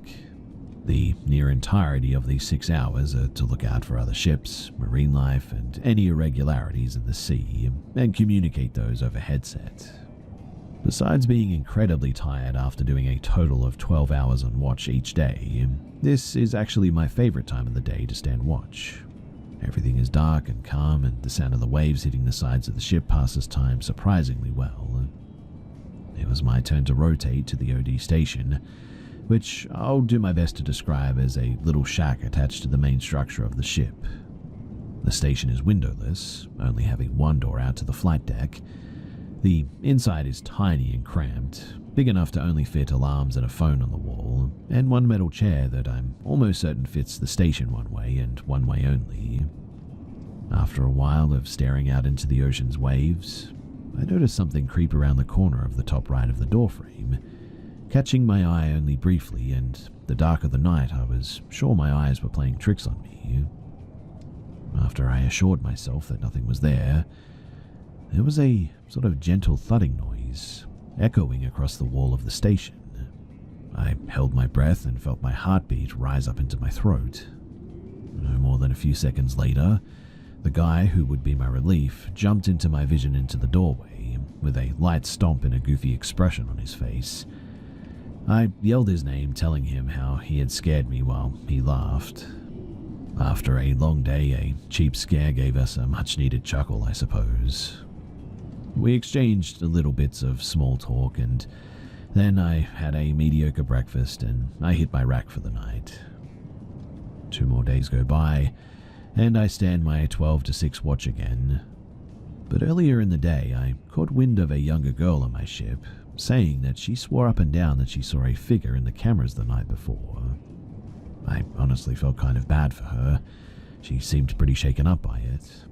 But by the sounds of it, people either didn't believe her or they chalked it up to this flight deck Mike guy.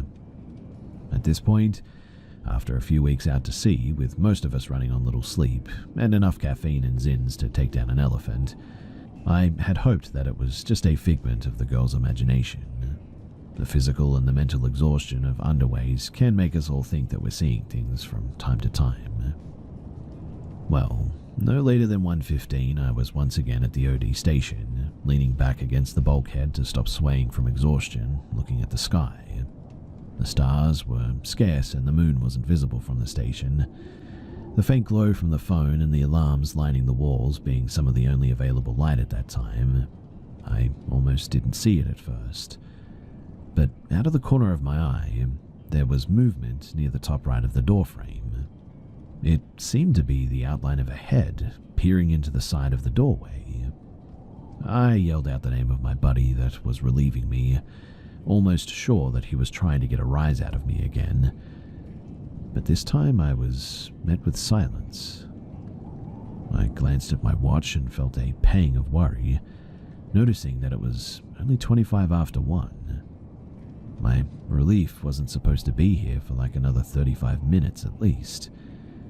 That, and nobody on board is allowed to just walk around the weather decks at night. Anything that someone might need in the night, it has to be done while inside of the ship or simply wait until morning. Well, I looked up to whoever, or perhaps rather whatever, was standing at the doorway. A loud thud or banging sound on the station's wall began.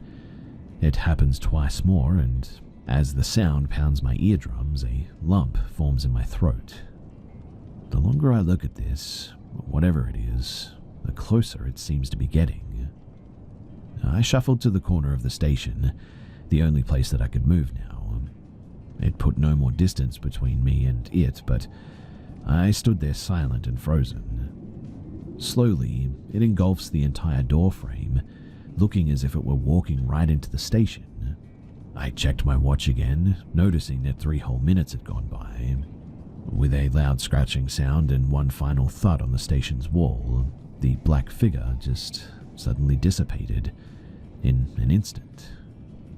Just like that, it was gone, vanished. After a moment of standing there with my mouth hung open, I muttered into the headset that I could have sworn someone was out there with me. The remainder of my watch, I was shaking, talking to those in my division who were awake with me to try and calm me down a bit. It didn't work well though, and I struggled to fall asleep afterwards, even as tired as I was. Now, I know that this isn't the scariest story that you're ever going to hear, but the feeling of being cornered on that ship in the middle of the sea, it had me rattled for many hours, days after that.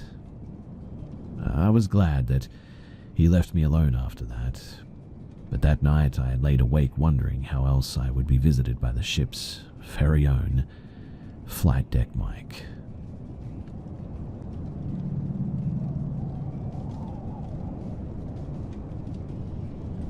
Myself and my new girlfriend, now wife, met our freshman year in college. We've now been together 11 years and started dating in 2013. Well, both of us still to this day refuse to talk about this, but I feel someone here may be able to explain it. During our sophomore year in New York, my great aunt from North Carolina passed away just before summer.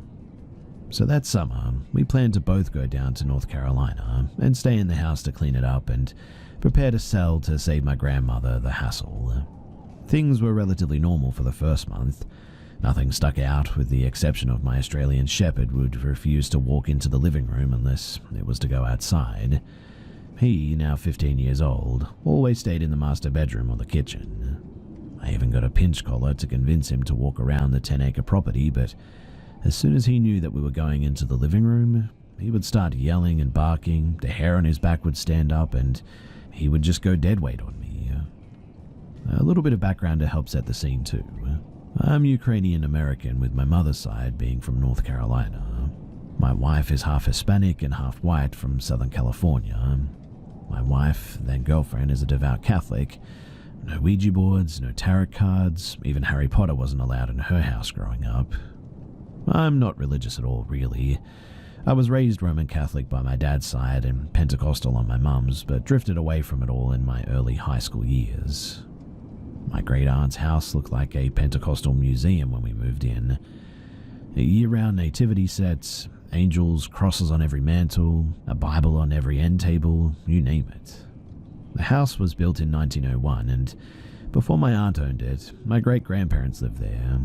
Imagine old brown 3-foot wide by 10-foot long wood siding, tin roof, brown shag carpet, and even some traditional pine hardwood floors in the rest of the house. Anyway, about a month into cleaning and clearing the house, we started getting woken up by my Australian Shepherd growling every night for hours on end. This, over about a week, escalated to pots falling out of cabinets randomly several times a day. I'm an extreme skeptic and swore the house was so old, especially the windows, that a draft must be causing this. At this point, we were about halfway done clearing the house, and the tension and the paranoia was really starting to get the best of us. We started getting extremely angry at one another, and started accusing one another of trying to scare the other. It got to the point where I would stay up to watch her sleep as long as I could. And then it happened. We were both in bed around 2 a.m. when my dog shrieked like he was being beaten. We both shot up to see my dog on the bed barking at the door to our room into pitch black darkness. I told my wife to stay with him, and I got up to take a look around. Everything was normal. The doors were locked, windows shut. Nothing abnormal except for one thing. All the 6 little porcelain nativity scenes in the living room and the 4 in the kitchen had all been turned to where every individual character was facing our bedroom door. The one thing that was worse, however, was baby Jesus was missing from every set. I absolutely lost it, accusing my wife of trying to freak me out, which caused her to freak out, and the whole time that we're fighting, my dog is silent, staring into the living room from the bedroom. So I had a bright idea. I just knew my wife was messing with me, so I borrowed 2 trail cameras from my hunting cousin and had a tape recorder from my classes. Without telling my wife the following day, I planted the tape recorder somewhere that she couldn't see and put a trail camera outside facing the front door and one in the living room behind the recliner facing our bedroom door. Nothing happened for a few days, and We were set to leave on the upcoming Friday to move into our new apartment back in New York. And this was the worst week of my life that I'll never forget in a million years. Monday night, I wake up at 2 a.m. again to find my dog crying under our bed, no other activity. Tuesday night, I wake up from my wife having a terrible nightmare. I wake her up to calm her down and realize that my dog isn't in the room with us. I get up, turn on the lights, and it's freezing cold in the house.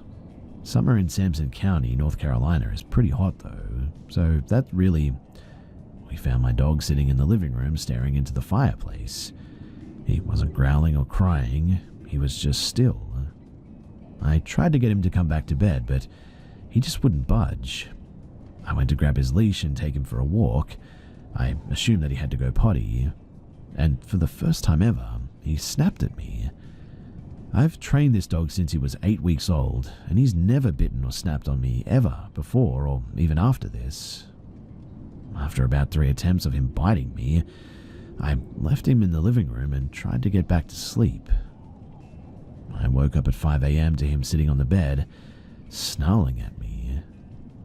We stared at each other for what felt like hours before he finally laid down and started to cry like the night before. On Wednesday, my wife woke up at about 8 a.m. and I was still wide awake from the terrible night before. As I explained to her what had happened, she got up to make us a coffee, 4 steps into the kitchen, and she lets out the most blood-curdling scream I've ever heard. I bounce up instantly, run over, and there's a 6-foot black chicken snake trying to climb the wall. I grew up around them, so I grabbed it by the neck and chucked it into the backyard. Side note, we don't like to kill them down here. They eat mice and other pests, so they're good.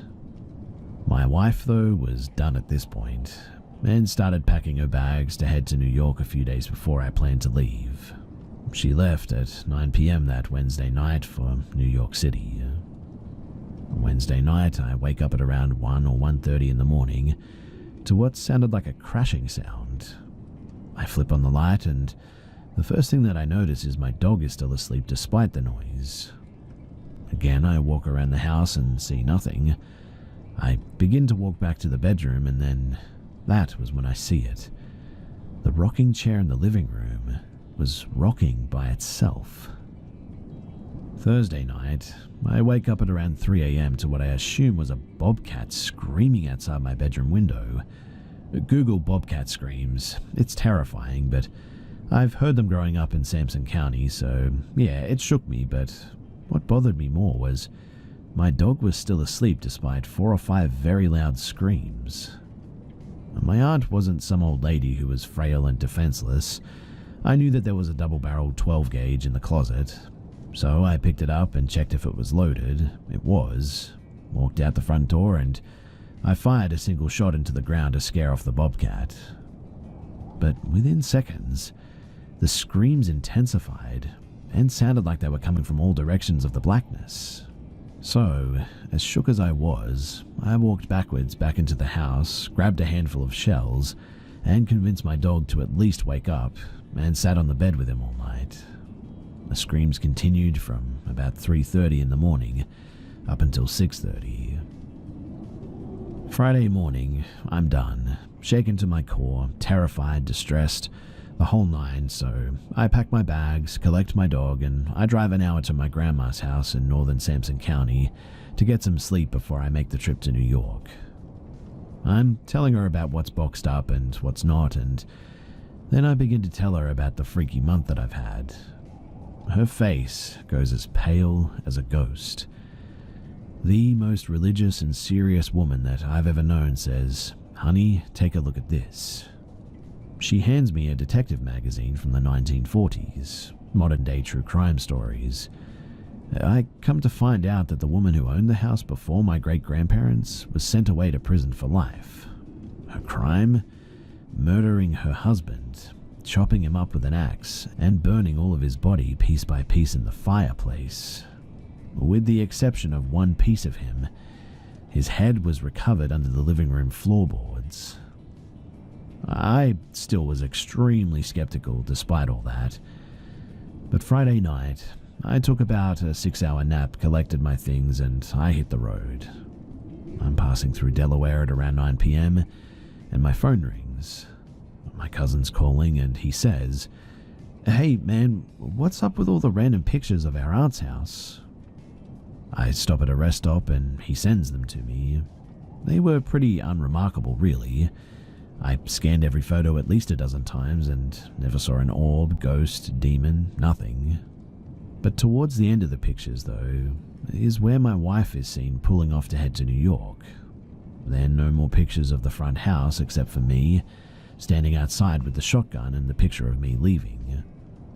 Which means that something in the house was setting off the motion sensor for the camera behind the recliner, but I couldn't see anything in any of the pictures.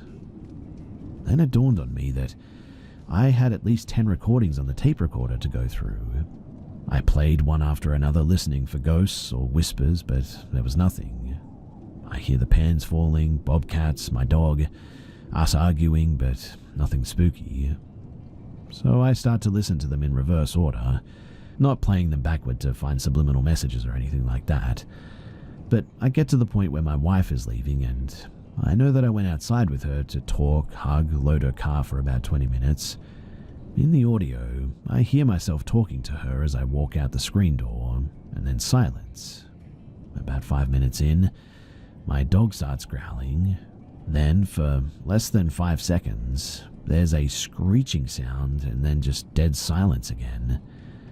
I played it over and over and over again, trying to slow it down and speed it up to make out what it was.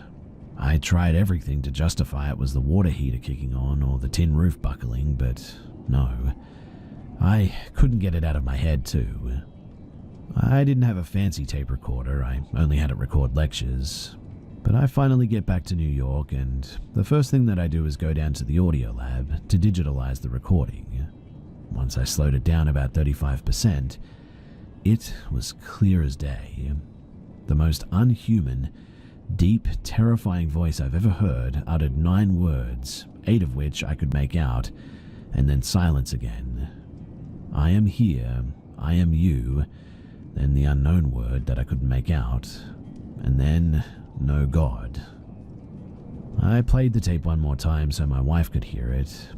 We agreed after that to never talk about it again, and the tape is still buried in some shoebox in our storage locker to this day. I have never set foot on that property again, and believe me, I never will.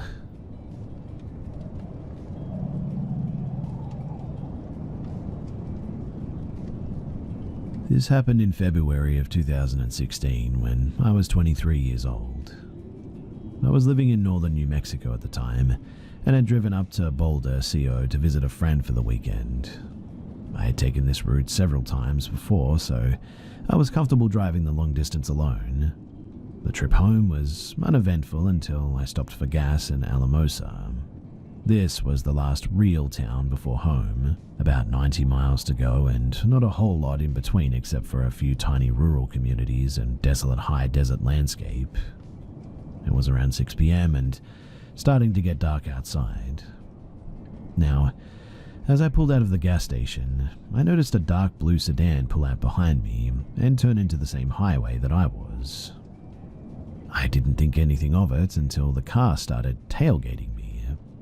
I was confused because they could have easily passed me if I was driving too slow, since there were hardly any other cars on the road. When I sped up though, they did too. When I slowed down, so did they. No matter what speed I drove, the car stayed right behind me. I assumed it was a cop waiting for me to make a mistake to pull me over, but it just never did. I was starting to get uncomfortable, so in the next little town of Antonito, I pulled over onto the side of the convenience store, thinking to myself that if this was a cop, they would surely get out and talk to me at this point. They pulled up right behind me, but nobody got out of the car. I parked and waited for several minutes before driving off, with the car still following close behind. 60 miles until home now. As soon as I crossed the state line into New Mexico, I knew that this was definitely not a cop. My heart sank as I drove deeper and deeper into the dark mesa. I didn't have a real phone at the time, just an old iPhone that couldn't connect to Wi-Fi, so there was no way for me to let anyone know what was happening. It also feels important to mention here that this is a particularly sketchy area. A lot of eerie and sometimes downright frightening stuff happens out here on the mesa. I was so distraught over why this person was still tailgating me that I drove right past the last turn onto the long dirt road that would take me home. I was so distraught over why this other person was tailgating me like this that I drove right past the last turn onto the long dirt road that would take me home. Thankfully, just down the highway there was a popular and well-lit, scenic rest area that I could turn around at. The sedan, of course, pulled in right behind me. But this time, feeling brave and a bit stupid I guess, I decided to confront them. But behind the wheel was a totally normal-looking middle-aged woman. I'm not sure what I was expecting, but it certainly wasn't that. The back seat was too dark to tell if anybody was sitting back there, but I asked what the heck her problem was, and she apologized, saying that she thought that it was her daughter's car, which made no sense because my car had a completely different state's plate and was also covered in very unique bumper stickers. There was no way that it could have been confused for anyone else's car, really. And also, why wouldn't she have just called her daughter instead of following for like close to 90 miles? It made no sense, so I told her off and she apologized again. When I got back onto the highway and turned onto my dirt dead-end road, she turned in too. I immediately pulled over and yelled at her, "Lady, stop following me. There's no out to the highway from here. It's dark and confusing and a very dangerous place to get lost. You need to turn around now." She apologized, but when I got back into the car and started driving, she kept on following me. Thankfully, I was close enough to home and knew my boyfriend was there waiting for me. But she even pulled into the driveway with me, this time getting out of her car, asking if she could please stay the night. She was so tired and to please let her in. I was screaming at her to leave when my boyfriend came outside hearing the commotion. Literally, the moment that she saw him, she ran back to her car and she just peeled out of there. The whole ordeal was so strange and so freaky, and to this day I have no idea what she really wanted or why she chose to follow my car for such a huge distance.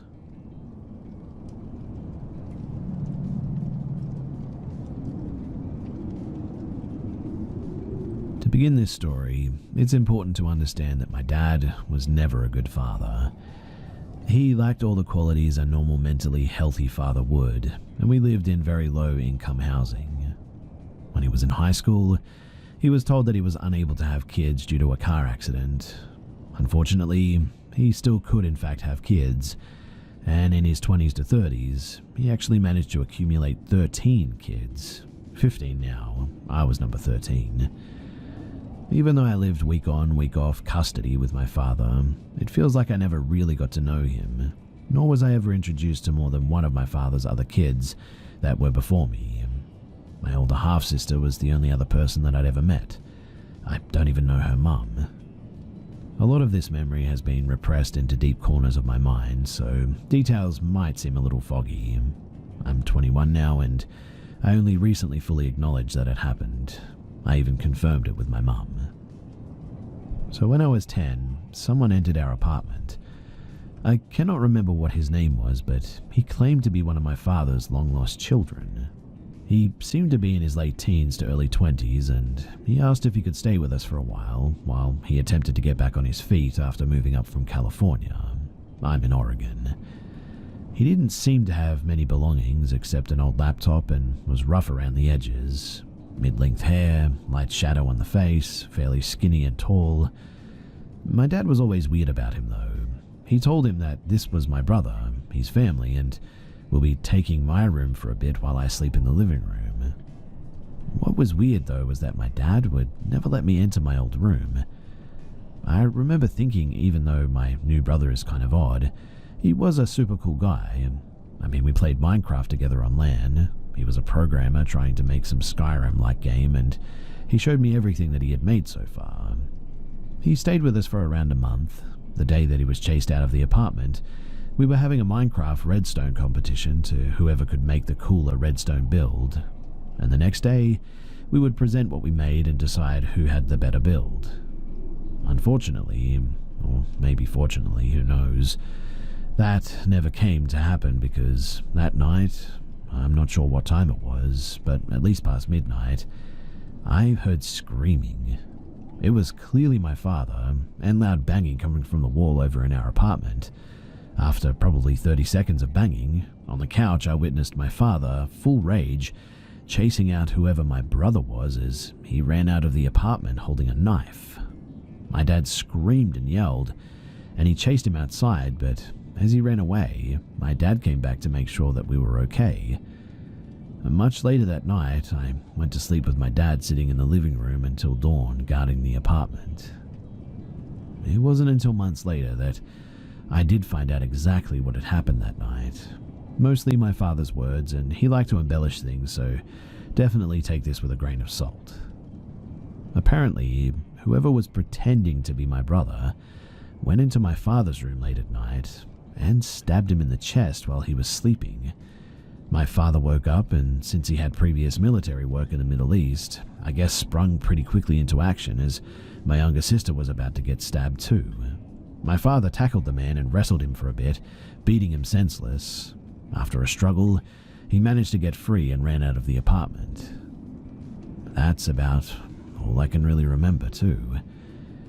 Recently, I asked my mum about it, and she basically confirmed the whole story and added in some bits that put it all together. My mum saw the stab wound herself and said that he never went to the hospital, but instead that she patched him up, and she's a nurse and he couldn't afford that anyway.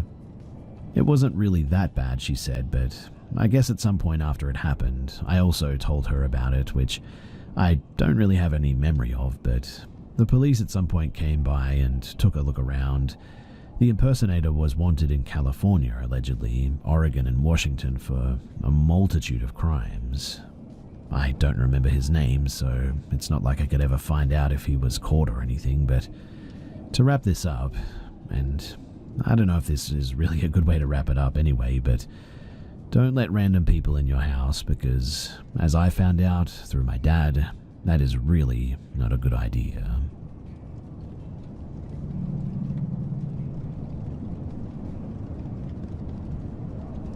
I live in a rural area with my elderly grandfather and am his primary caretaker.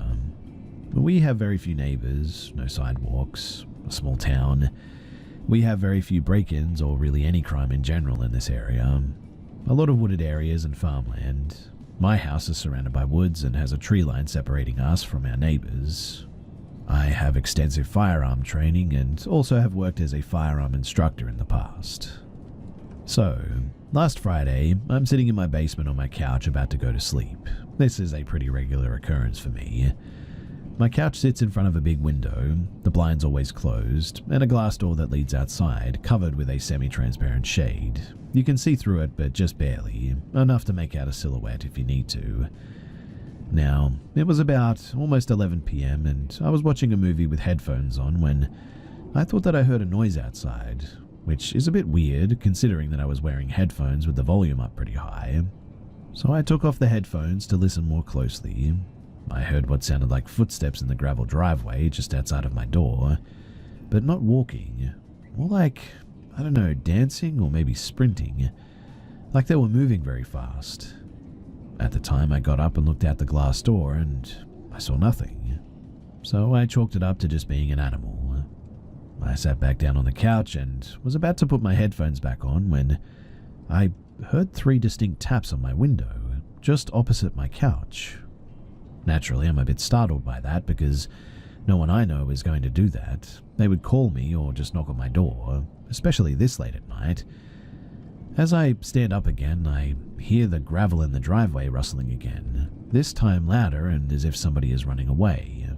The direction that I heard them running is directly into a briar patch and densely wooded area. So I grab my rifle that I keep in the closet just beside the basement door, and I step outside. Using the flashlight attached to the rifle, I scan the tree line looking for possible threats because I'm convinced at this point that some people are here to rob me. I see nothing and go back inside thinking that maybe still, probably more trying to convince myself that it could have been an animal of some sort. At this point, I turn off all the lights inside and just sort of stand behind the glass door with the shade, with the outside floodlights on. This way I could see outside and nobody could see in, just sort of watching. I was making sure everything was okay before I had to go to bed. It's extremely quiet outside, like in scary movies when they say even the bugs and the birds are silent. That was now occurring. Not a cricket or a locust, not anything was making a sound. As I'm almost ready to give up and say it was just my imagination, I see a flicker of light in the woods in front of me. If I had to guess, it was maybe the size of a dime, like a reflection of my house lights into metal or something, followed by the bushes rustling. So, once again, I step outside and yell, "Hey," seeing if I could scare who or whatever it was away. And that was when I hear a loud whisper. That's the best way that I can describe it anyway. It was a whisper, but loud enough for me to hear it from about 100 feet away say, "Hey," back to me. I'm freaked out because I now realize that it's another person. So I shoulder my rifle, point the mounted flashlight back into the woods again, and yell back to them, "Wrong house, dude. Get out of my property unless you want to die tonight," or something along those lines. At that moment, to my right, I hear a person whistle softly. It sounded kind of like they were mimicking a bird, two soft whistles, coming from the same tree line just further to the right. At that point, I turn and aim my rifle about 20 feet short and to the left of the tree line, not in the exact direction of the noises in case it was just some dumb kids just pulling a prank or something, and fire 5 shots into the ground to scare whoever it was away. I kept the flashlight pointed at the tree line, scanning for any movement. My neighbor's dog started barking, I assume at the gunshots. I never saw any movement, anyone scattering, never heard footsteps running away, nothing at all. So I walked down to the right side where the whistle came from. The woods are not as dense there as there are no briar bushes there, and I continue to look through the woods looking for any sign of people, I guess, but I still never saw anyone. As I'm walking back up to my house, wondering what the heck just happened, my grandfather, 84, meets me at the door asking me what had happened. He is still of sound mind, but just not so much physically. So I explained to him what had happened, loaded his revolver and set it by his bedside, in case someone tried to break in during the night. We sleep on opposite ends of the house and on separate floors, so I thought that this was the safest option. After I get him back to bed, I go to the upstairs kitchen and I get a bottle of water from the fridge. As I close the refrigerator door, I hear footsteps, but this time on the roof of our 2-story home. The lowest point of our roof would require a ladder to access it. I mean, an Olympic high jumper couldn't make that leap. My whole body is covered in chills at this point. The hair on the back of my neck is standing up. Utter fear is the best way to explain it.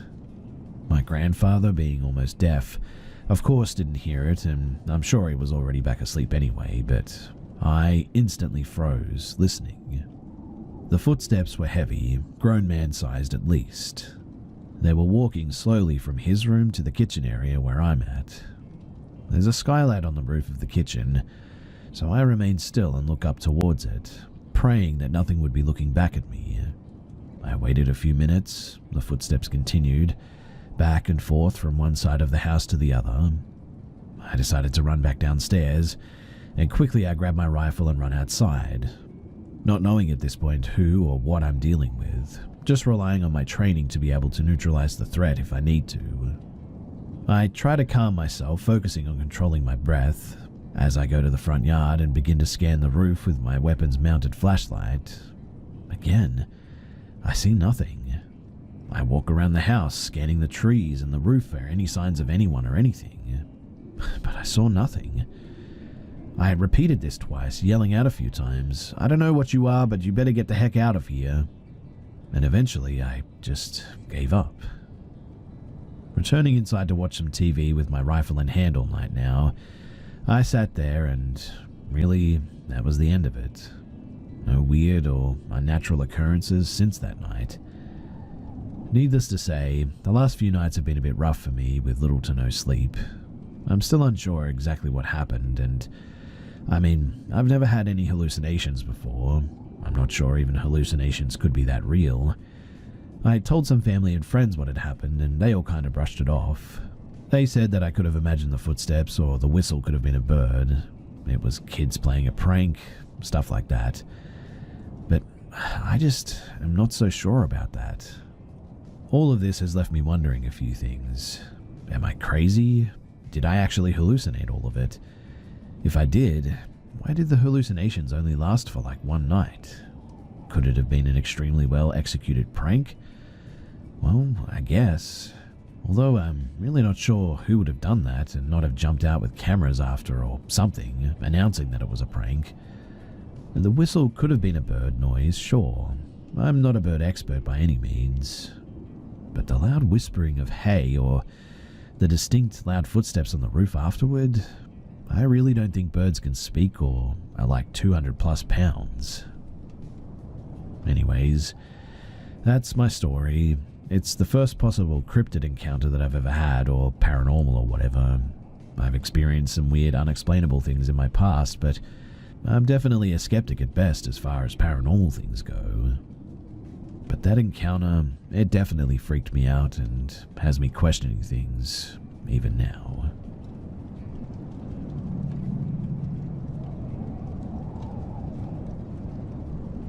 Wendigo, Boohags, the Wampus, Nobby, the Skunk Ape, all these cryptids have crept in and out of Carolina's and Appalachia's history for centuries, most of which can be quickly disregarded as myth or paranoia. One thing that has always bothered me, though, is when you compare the folklore of Scotland to Appalachia. The names may be different, but the stories and the creatures are the same. When Pangea split, the Scottish Highlands and Appalachia were the same place. Compare these stories with the Atlas Mountains of Morocco, also the same place, and you'll reach the same conclusion. Rural North Carolina is ripe with superstition and always has been. From the flat plains of the Sandhills to the rolling muggy Piedmont area. From Crybaby Bridge to the Devil's Tramping Ground, the supernatural and unexplained grasps the very heart of rural North Carolinas. Now, I admit that the not deer may very well have been a hallucination. But my question for you is, can more than one person have the same hallucination? I am not and never have claimed to be an expert on the paranormal or the occult.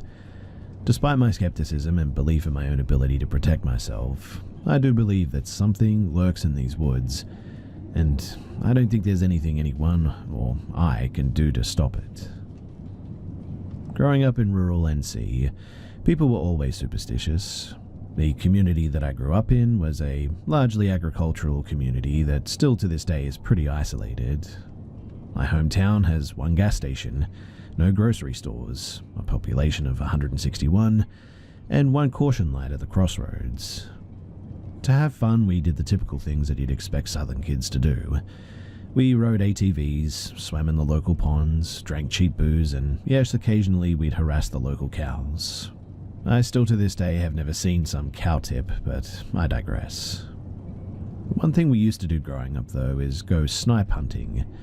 It's a prank that you always play on an outsider, or a new kid to the group who'd never played the game before. A snipe is a small flightless bird common, or to the story passed down claimed, in the Carolinas that's relatively easy to catch. The premise is simple. The group and the unsuspecting butt-of-the-joke player would walk as far as you could into the woods. The player being pranked would be given a trash bag to carry. That player was supposed to hold the bag to the ground for as long as it takes while the rest of the group chased the snipe into the bag. However, the catch was as simple as it was mean. The group, after leading the new player into the woods, would abandon him in the woods. Usually the player would get the hint and come walking back relatively soon. I was, unfortunately, the player being pranked on April 18th of 2005, my 11th birthday. I had been inducted into this awful game by 3 of my older cousins and their group of friends. I just wanted to be a part of these 8th and 9th graders groups so bad that I would have done anything, to be honest. Living there, I had one neighbour to my right who was my widowed uncle, and then not another house in sight. Really just tobacco and soybeans as far as the eye could see. These were my closest friends and the only kids that I ever hung out with. To give you a little bit of perspective on just how small our community is, my graduating high school class in 2012, it had 21 students in it in total. My entire high school, grades 9 to 12, did not equal to 1/20th of the size of my wife's graduating class. Anyway, so I'm standing in the middle of this swampy, muggy, moss-covered, dark forest waiting for my friends to chase a small bird into my trash bag. It's just past dawn and the woods are getting darker and darker every minute. We were never allowed to go into the woods at night growing up. I was no novice to the woods. I was a Boy Scout my entire life up to this point, and had travelled through most of the woods in my area. The woods, they can be a weird place though. Even during the brightest time of the day, take a moment to look into them as you drive. Despite the brightness, you can never see more than 15 to maybe 20 feet into the woods from the street before it gets dark again. When the sun sets, even if the moon is full, the woods become an eerily dark place very quickly. Have you ever heard a deer make a distress signal to another deer? It almost sounds like a loud sneeze with a slight whistle to it. It's pretty distinct and actually a little bit funny to hear. Like the deer is telling his friends, "Yo, there's a kid over here holding a bag, let's bounce." Anyway, I heard a quick 2 of these sounds and chuckled to myself as I kept holding that trash bag. Another thing I'd like all of you outdoor activists to keep in mind while I'm telling you this is, like I said, I grew up in the woods, did Boy Scouts, I've hunted deer, bear, bobcat, boar, coyote, and elk. It's not the sounds of the forest that should bother you though. It's actually the absence of sounds that really should bother you. Animals like owls, other raptor species, crickets, beavers, cicadas, etc. are not inadvertently scared of humans. I mean, sure, if you walk within 3 feet of the crickets in that area, they'll definitely stop chirping. But the area all around you will still be louder than your TV at 50% with crickets, owls, and cicadas. Anyway, after about 3 hours in the woods, I began to get tired and sat down with my back against a large pine tree. I was starting to get the idea that this was a bit of a joke as I hadn't heard my friends yelling for hours at this point. The crickets chirping and the owl hooting were actually really relaxing and peaceful, and if I wasn't soaked and wet, I probably could have really just slept there that night. It's pitch black in these woods, loud as any night before, and I'm alone with a few owls, crickets, and cicadas. But at the drop of a pin, without a moment's notice, suddenly, there's just dead silence. No crickets chirping, no owls hooting, no cicadas singing. It took a few moments for me to realize how quiet it actually became. I looked around, but it was obviously useless. Nothing but really blackness in every direction. Growing up hunting with my grandfather, I was always taught to be quieter than your heartbeat, especially when the woods go quiet like this. It usually means that a predator is around, like a black bear, maybe a bobcat, or perhaps a coyote or something. I slowed my breathing until I could hear my heart slowly beat, and beat, and beat again. But I never heard a sound. No steps in the leaves, no bear marking a tree, no coyote huffing and puffing. I listened so intently, to the point that all I could hear was the echo of my heartbeat getting faster in my own ears. But then, a whistle. This had to have been a human whistle though. It was so clear and had rhythm. Like, imagine a cowboy calling in a herd. It was a bit like that. It was a quick whip whistle that was no more than maybe 25-30 feet behind me. I assumed it was one of my cousins looking for me, but for some reason, every fiber in my being told me to not move and to not turn around. Do not make a sound was the only thing going through my head at the time.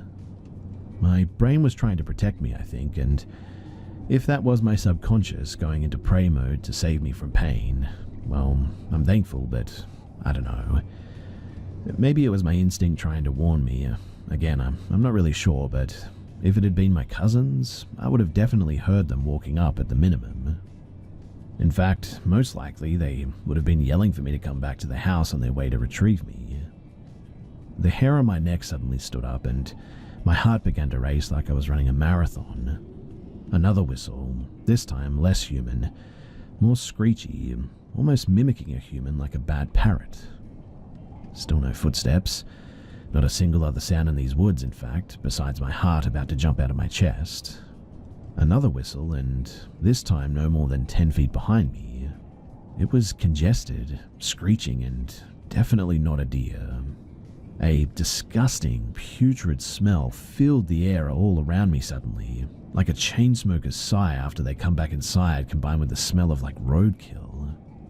Then, dead silence again. I couldn't have moved an inch, even if you had offered to pay me $1 million at this stage. I swear my mind went into prey mode. I was already dead. No point in struggling and making it worse. I sat with my back against that pine tree for at least 45 minutes, taking as small of breaths as I could and being absolutely as quiet as I could, but dead silence still.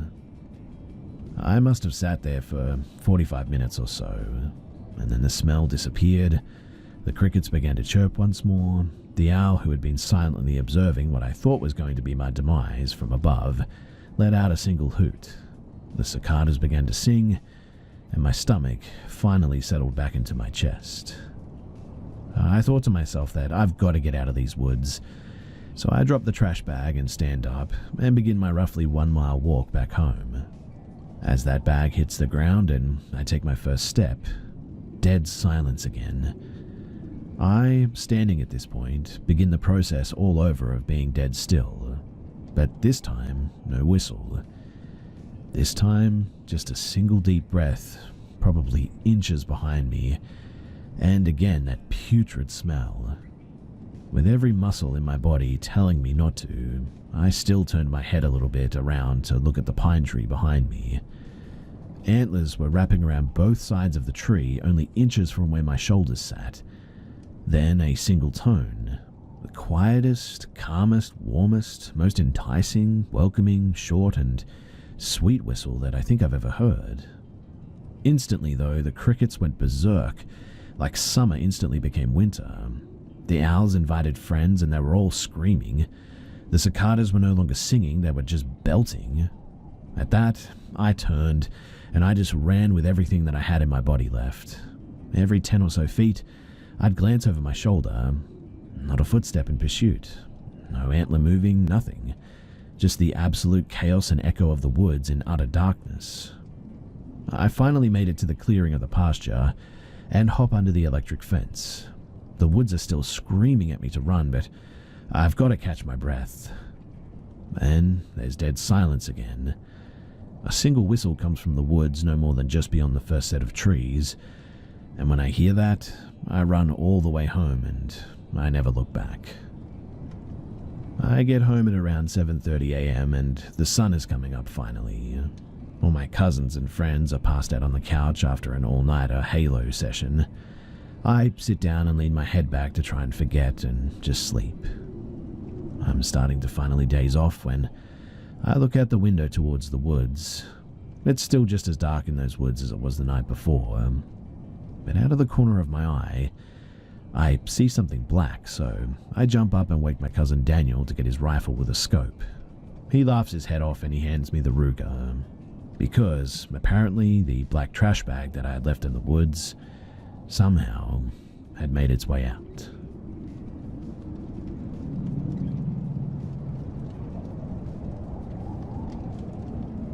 My sister and I went to the beach yesterday since it's still warm out in New York and we wanted to get some sun.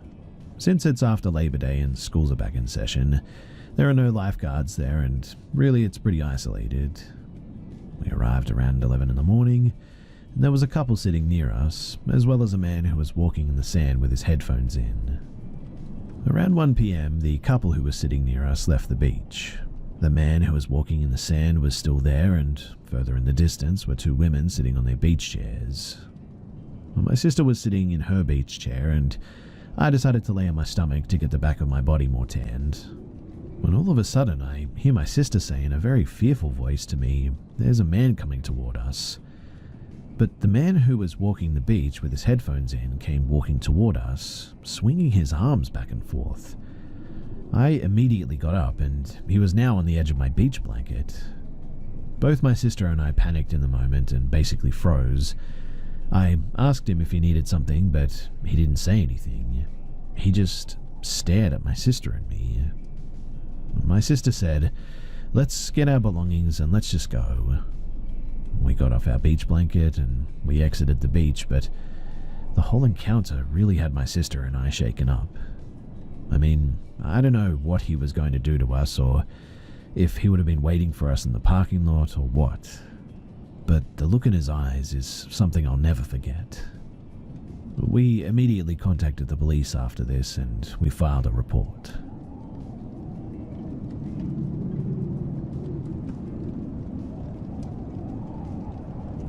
Back in 2009, when I was 19, I was dating this girl who was 21. I was in college and living at home with my mum. My girlfriend and I had been together for about a year at this point. She had been invited to a co-worker's party in a nearby town. I wasn't feeling well that night though, so I decided to stay home. Now, to get from our town to the co-worker's town, you had to drive through a long stretch where it was just woods on both sides of you. I think it was late fall at that time, so it was getting darker earlier. She was driving home at around 7:30 or 8 o'clock when she called me from that wooded road just to chat along the way. But the call ended suddenly. You might be thinking the call got dropped because, well, she was driving through a wooded area, right? And that's what I thought too. She called back almost immediately. I answered the phone, but it wasn't her. It was a deep voice, but it was completely clear. What I mean by clear is that it wasn't like staticky or anything. To this day, I 100% maintain that it was not radio interference too. Anyway, the voice was deep, clear, and sounded urgent and angry. It was speaking in a language I've never heard before. It wasn't German, French, Romanian, Spanish, or whatever. It might be dramatic to say this too, but the voice didn't sound, well, human. I wish that I could somehow record my thoughts so that I could post the memory of this voice for all of you to hear, because it was just indescribable. I remember sitting there though. I was in my bedroom at the time, completely frozen, holding the phone to my ear. I eventually got up in a panic and ran to my mum in the living room. I handed her the phone and frantically said, "Please listen to this." But as soon as she put it to her ear, the phone hung up. Just like before, my girlfriend called back almost immediately. I hesitated to pick it up this time, but when I did, it was actually her. And the first thing out of her mouth was, "What the heck was that?" According to her, I'm the one that called her back, and when she picked up, she heard the same voice that I did. We're still on good terms to this day. We broke up maybe a year after this incident, but whenever we see each other, we're both like, "Remember that phone call that we had?" Whenever I bring it up, people say it's radio interference or I picked up another call somehow. I'm willing to accept a non-paranormal explanation if it's a good one, but it was definitely not radio interference, so do you have any other suggestions or thoughts?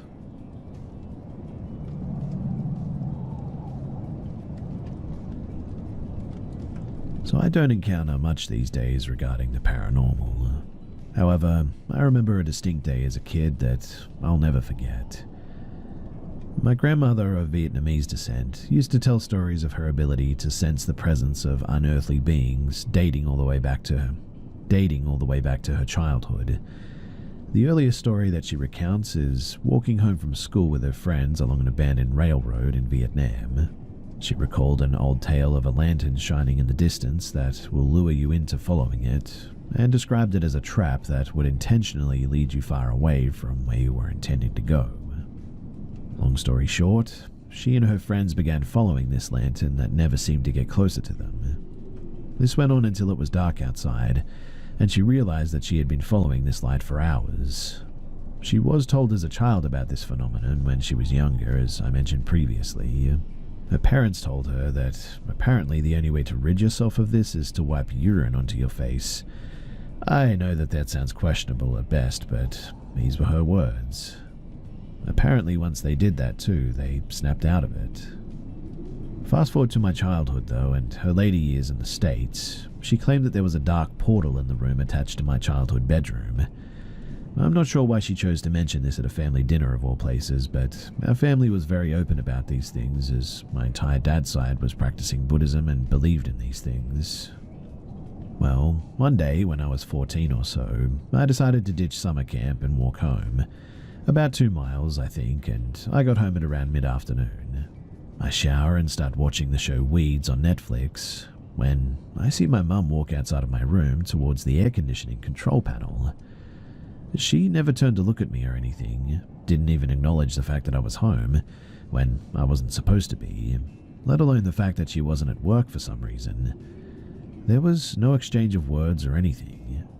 She then proceeds to walk towards the living room, away from my bedroom and hallway, only to find out hours later that the garage opens and she got back from work.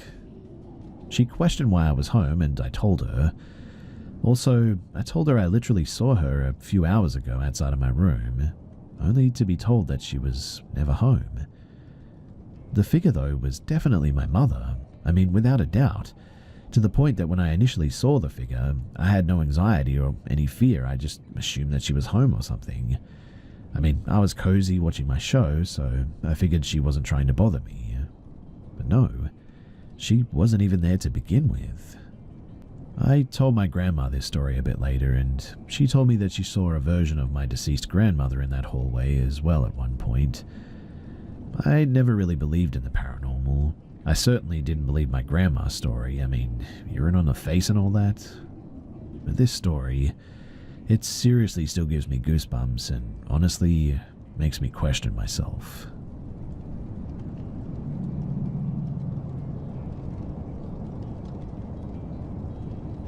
So I moved with my mum to her new boyfriend's when I was 11. I'd experienced a few weird things in my life by this point. The house was very run down and outdated before my mum redecorated, and I was put in a nicely sized room in comparison to my old one. Younger siblings get the smallest, right? But like I say, it was very outdated.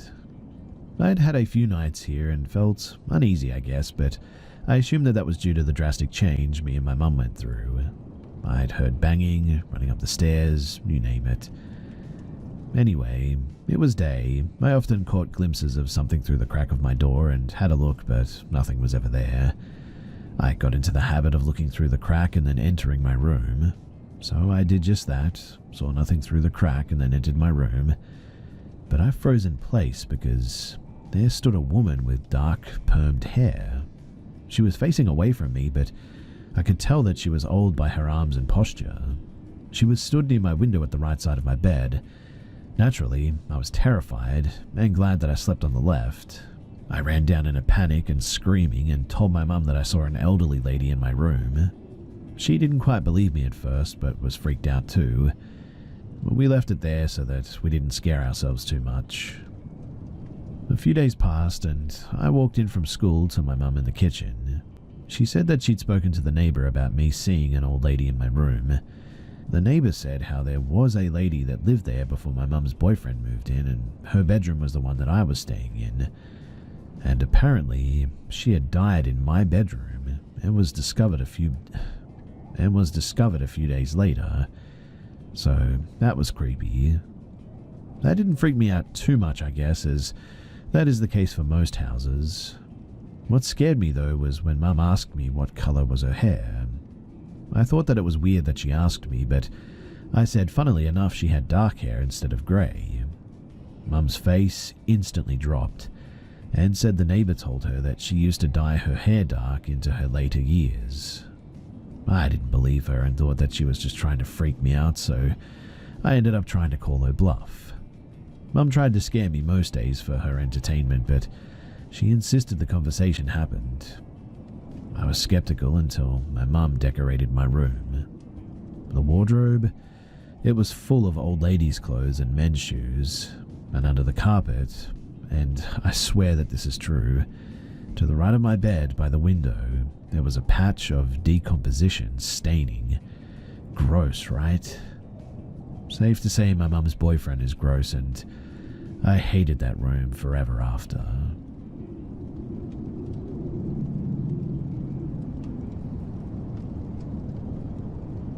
So I've been hesitant to share this, but I think it's time. What happened to me and my family in our old home, it still chills me to the bone. A few years ago, my family moved into a large old house that had been in my family for generations. It's a beautiful place with a lot of character, but from the moment that we moved in, something always felt off. The first sign was the constant feeling of just being watched. We would frequently hear footsteps when nobody was around, and doors would open and close on their own too. My parents brushed it off as the house settling or old plumbing and all that, but I certainly wasn't convinced. And one night, I was home alone while my parents were out. I was in the living room watching some TV when I heard someone calling my name from upstairs. Honestly, it sounded like my mum, but when I went up to check, the house was obviously empty. I called out but got no response. I checked every room, but nobody was there. A few nights later, while I was trying to sleep, I felt a cold hand touch my shoulder. I turned around to find nothing but the dark, empty room. My heart was racing though, and I barely slept that night. The final straw came one evening though, when we were having a family dinner. A picture frame fell off the wall and shattered on the floor, and when we picked it up, the picture was of a woman that we didn't recognize. We had never seen her before, and she wasn't a relative. My parents did some research and found out that the woman had lived in the house decades before and had died under mysterious circumstances. Since then, we've had the house blessed and tried to ignore the strange occurrences, but the feeling of unease just never fully went away. I still wonder who or what was trying to communicate with us there, and I'm wondering if anybody else has experienced something like this. I would love to hear your thoughts, or if you have any advice on dealing with a haunting, because honestly, I have no idea.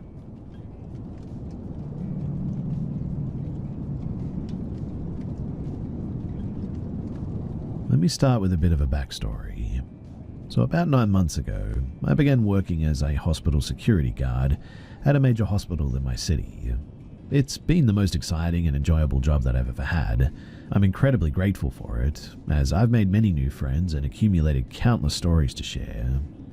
The saying that if you love your job that you never work a day in your life really rings true for me here. I've had such a variety of experiences too, from arresting trespassers to dealing with mental health patients and searching for missing individuals, the list goes on. But those stories are for another day, because today I want to talk about something different. My experience with the paranormal. Before I started this job, I was already intrigued by the idea of paranormal activity in a major hospital.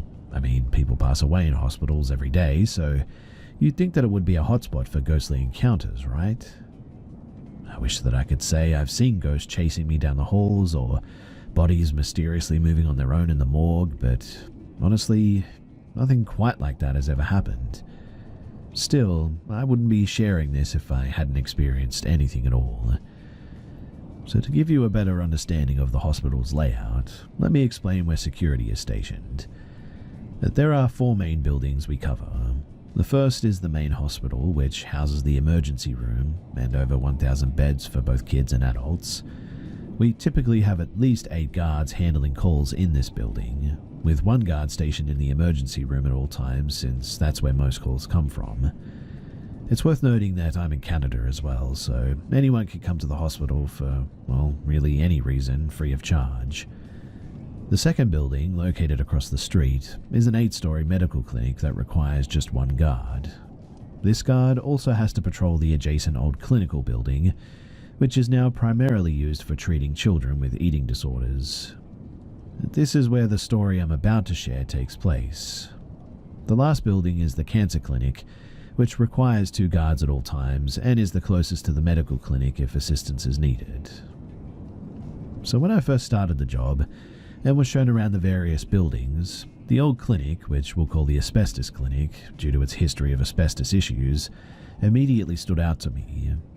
It's a building that, in my opinion, should have been demolished long ago, and during my initial walkthrough, a fellow guard told me that this building was haunted by a young girl who took her own life on the 2nd floor.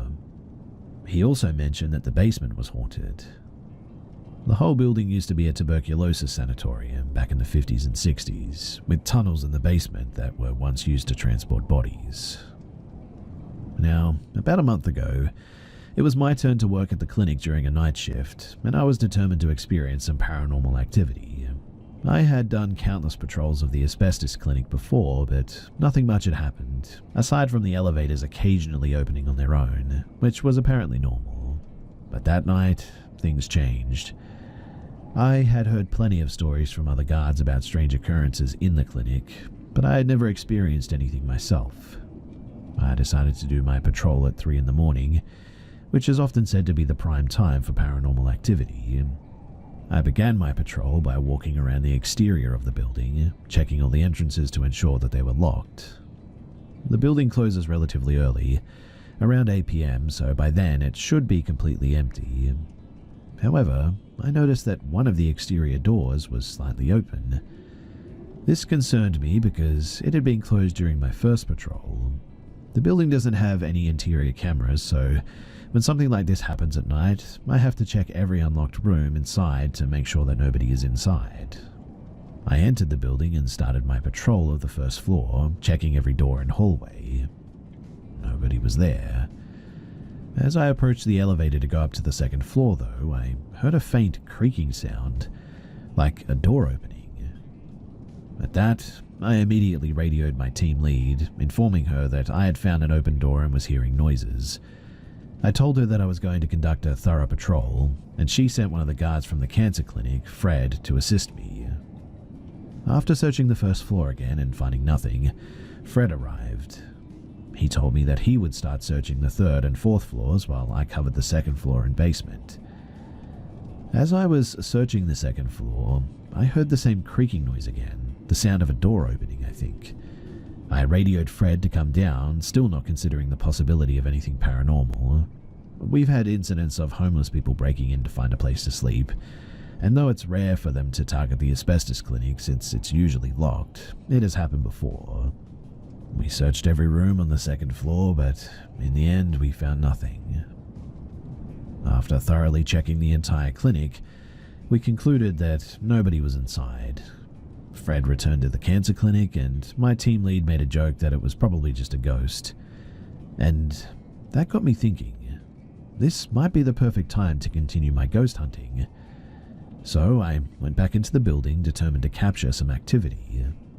I sat down in a chair on the 2nd floor, and I began waiting to see if anything would happen. After about 10 minutes of nothing, I got bored and I decided to head down to the basement. Now, the basement is an eerie place, let me tell you, filled with tunnels that mostly lead to nowhere now. I decided to explore one of them since I had never done it before, and this seemed like the perfect time. Once I exited the elevator, I made my way to one of the locked doors leading to the longest tunnel. Most of the tunnels were completely blocked off, but this one stretched on and on. I unlocked the door and ventured down the tunnel, taking note of my radio beeping to indicate that it had lost signal, a common issue in the basement areas here. As I reached the end of the tunnel, my flashlight started to flicker. I decided to stand still and listen for a bit, and to my shock I heard a blood-curdling female scream coming from the start of the tunnel. At that, I nearly jumped out of my skin. I turned around, pointing my flickering flashlight back toward the entrance, and started running toward the scream. When I reached the entrance, I tried to radio my team lead, but my radio was still out of signal. I looked around the basement and noticed that one of the doors was open. This door was supposed to be locked, which only security have access to the keys for. I looked inside of the room, but nobody was there. My heart was racing, obviously, and so I closed the door and headed back upstairs to get a radio signal. I was still unsure if I had experienced something paranormal or if somebody had actually broken in, but once I got back to the main floor, I radioed my team lead to let her know what had happened. She sent Fred back to help me investigate the source of the scream. When we arrived, we went back to the basement. I showed him the room that had been opened, and we both noticed a very distinct and strong smell. Something like that of a decomposing body. Having spent time in the hospital morgue, I was all too familiar with that smell, and we searched the room, but we couldn't find anything. Fred joked that the room might have been used for tuberculosis patients who didn't make it, but in truth, none of us were sure what that room had been used for. We determined that everything was fine, and I decided that I'd spend enough time in the asbestos clinic for one night. Ever since that experience, though, I've sort of rushed through my patrols in that basement, as that smell still lingers every time I pass that room. So, what do you think? Was this a paranormal experience or something else? Should I investigate further, or should I just let it be?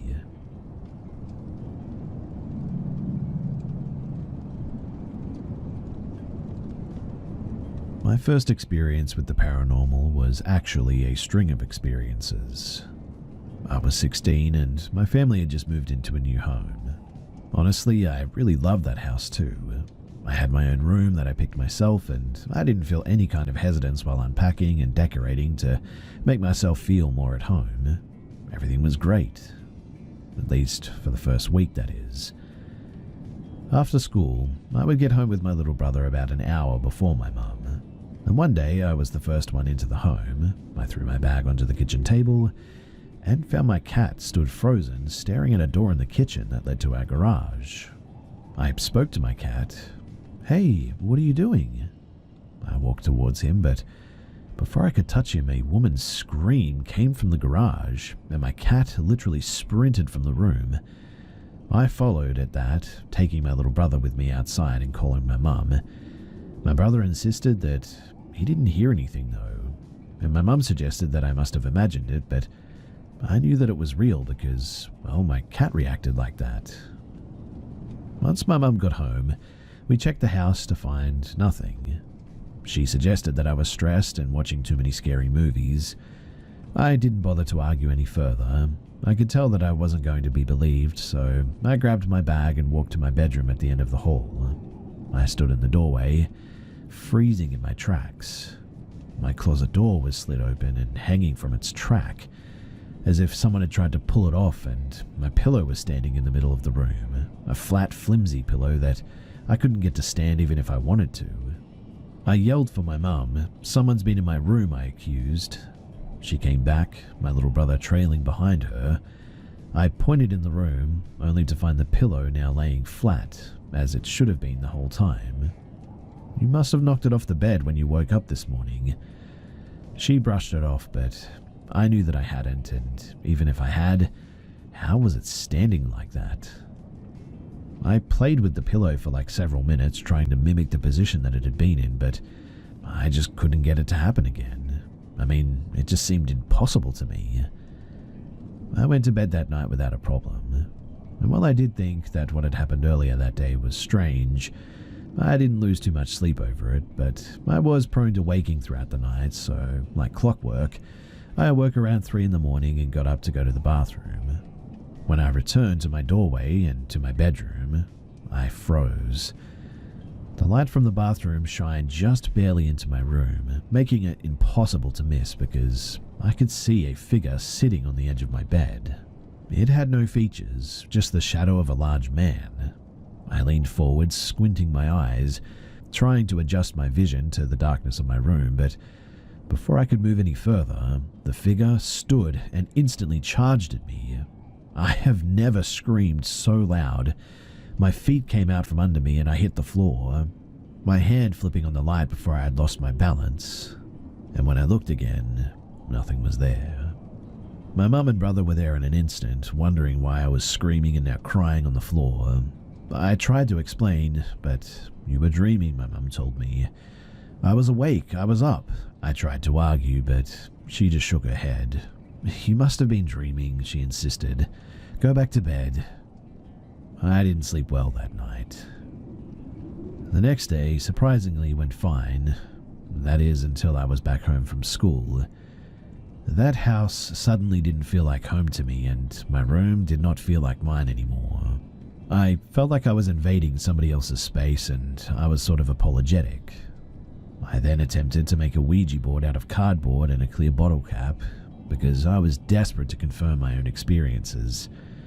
"Hello," I said quietly, waiting for a response. Nothing. "I'm sorry if we've moved into your home. I'll be a good roommate. I'm very clean."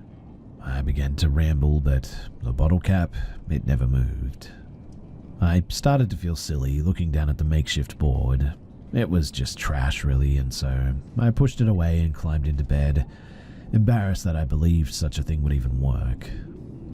That night, I heard something rattling around, though. I initially thought that it was a large house moth or something knocking itself onto my window. I flipped on my bedside lamp and noticed that the board on the floor, only the bottle cap was standing on its side, spinning like a quarter in fast circles. I let out a breath of air in disbelief and the cap dropped, once again motionless. I jumped out of bed and grabbed the board, tearing it in half and shoving it in the trash. I kept my lamp on for about an hour before I started to feel tired again. Reluctantly, I flipped the lamp off and I drifted to sleep. I always slept with a blindfold on, irritated by the smallest bit of light, so when I awoke again feeling the cold air of my fan, I assumed that I had kicked my blanket off in my sleep. I felt around the bed, trying to find it to cover myself again, but no luck. I lifted my blindfold and I was horrified to see my blanket standing tall above me. It had to have been about 6 feet, towering over my body. I moved quickly, attempting to throw my feet to the side and run to the door, but the blanket fell, and I was forced back to my mattress, a weight suddenly suffocating me, as if somebody had just laid on top of me. I gasped for breath, trying to scream, but not a sound would escape my throat. I remember my eyelids fluttering as I lost consciousness from the lack of air eventually. That morning, I awoke with my blindfold lifted, my blanket tossed to the side of the bed, and pain taking over my body. I knew that I hadn't imagined it, and I came out of my room and I just couldn't stop myself from crying when I found my mum getting ready for work in the bathroom. I tried to explain, but again she didn't believe me. She never believed me, in fact. "You were dreaming," she said to me. "You can stay home from school today. Try and get some rest." I reluctantly nodded and I went back to bed, still scared to really go back to sleep, but I laid stiff and waited for the sound of my mum and brother leaving for the day. I heard the keys jingle and the door close. I was now alone in the home. I rolled into my stomach and cried into my pillow. I was exhausted, in pain, and scared. For several minutes I laid there crying, and then something happened. "I'm sorry about your mum," a man's voice said, clearly beside me. I gasped and sat straight up, but no one was there. I couldn't handle that. I couldn't handle being alone there anymore. So I got out of bed and walked myself to school, something I was usually too scared to do, but not nearly as scared as I was of whatever was in my home. We moved out of the home shortly after due to my mum getting married, and all related activities stopped, much to my relief, but I'll always wonder what it was and why it only seemed to interact with me. That was the first and strongest presence that I've ever encountered.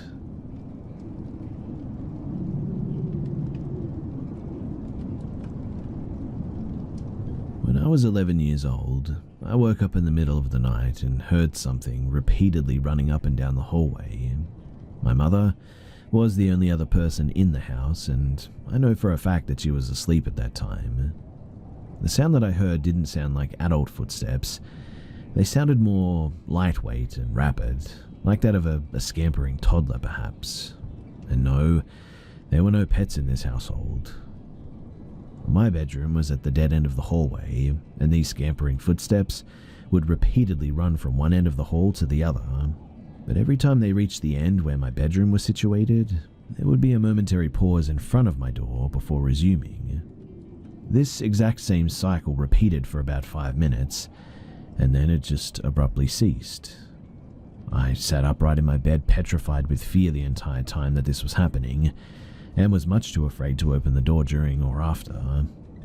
I still have no idea what was making that sound, but I got a distinct feeling that Whatever it was seemed to be aware that I was aware of its presence.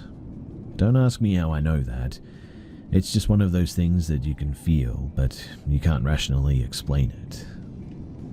The second incident occurred a few years later when I went down to the basement workshop to retrieve some tools.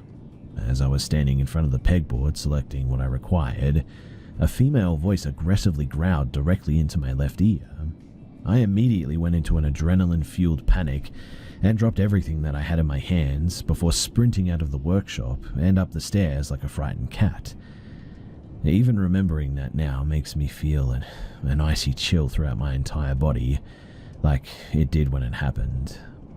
That incident was far more traumatic than the previous one. Now, I live in a city in northwestern Canada that is somewhat remote, and the neighborhood that I grew up in is situated on land that was once inhabited by indigenous villagers. Apparently, the village that was here was burned to the ground in 1913 by British colonizers who wanted to permanently drive them out of the area so that they could annex the land. Make of that what you will. I don't know if it's connected in any way, but I thought that it might be worthwhile to mention it. So, my question for all of you guys is, has anyone else ever experienced anything like either of these incidences before? And if you have, I would love to hear them.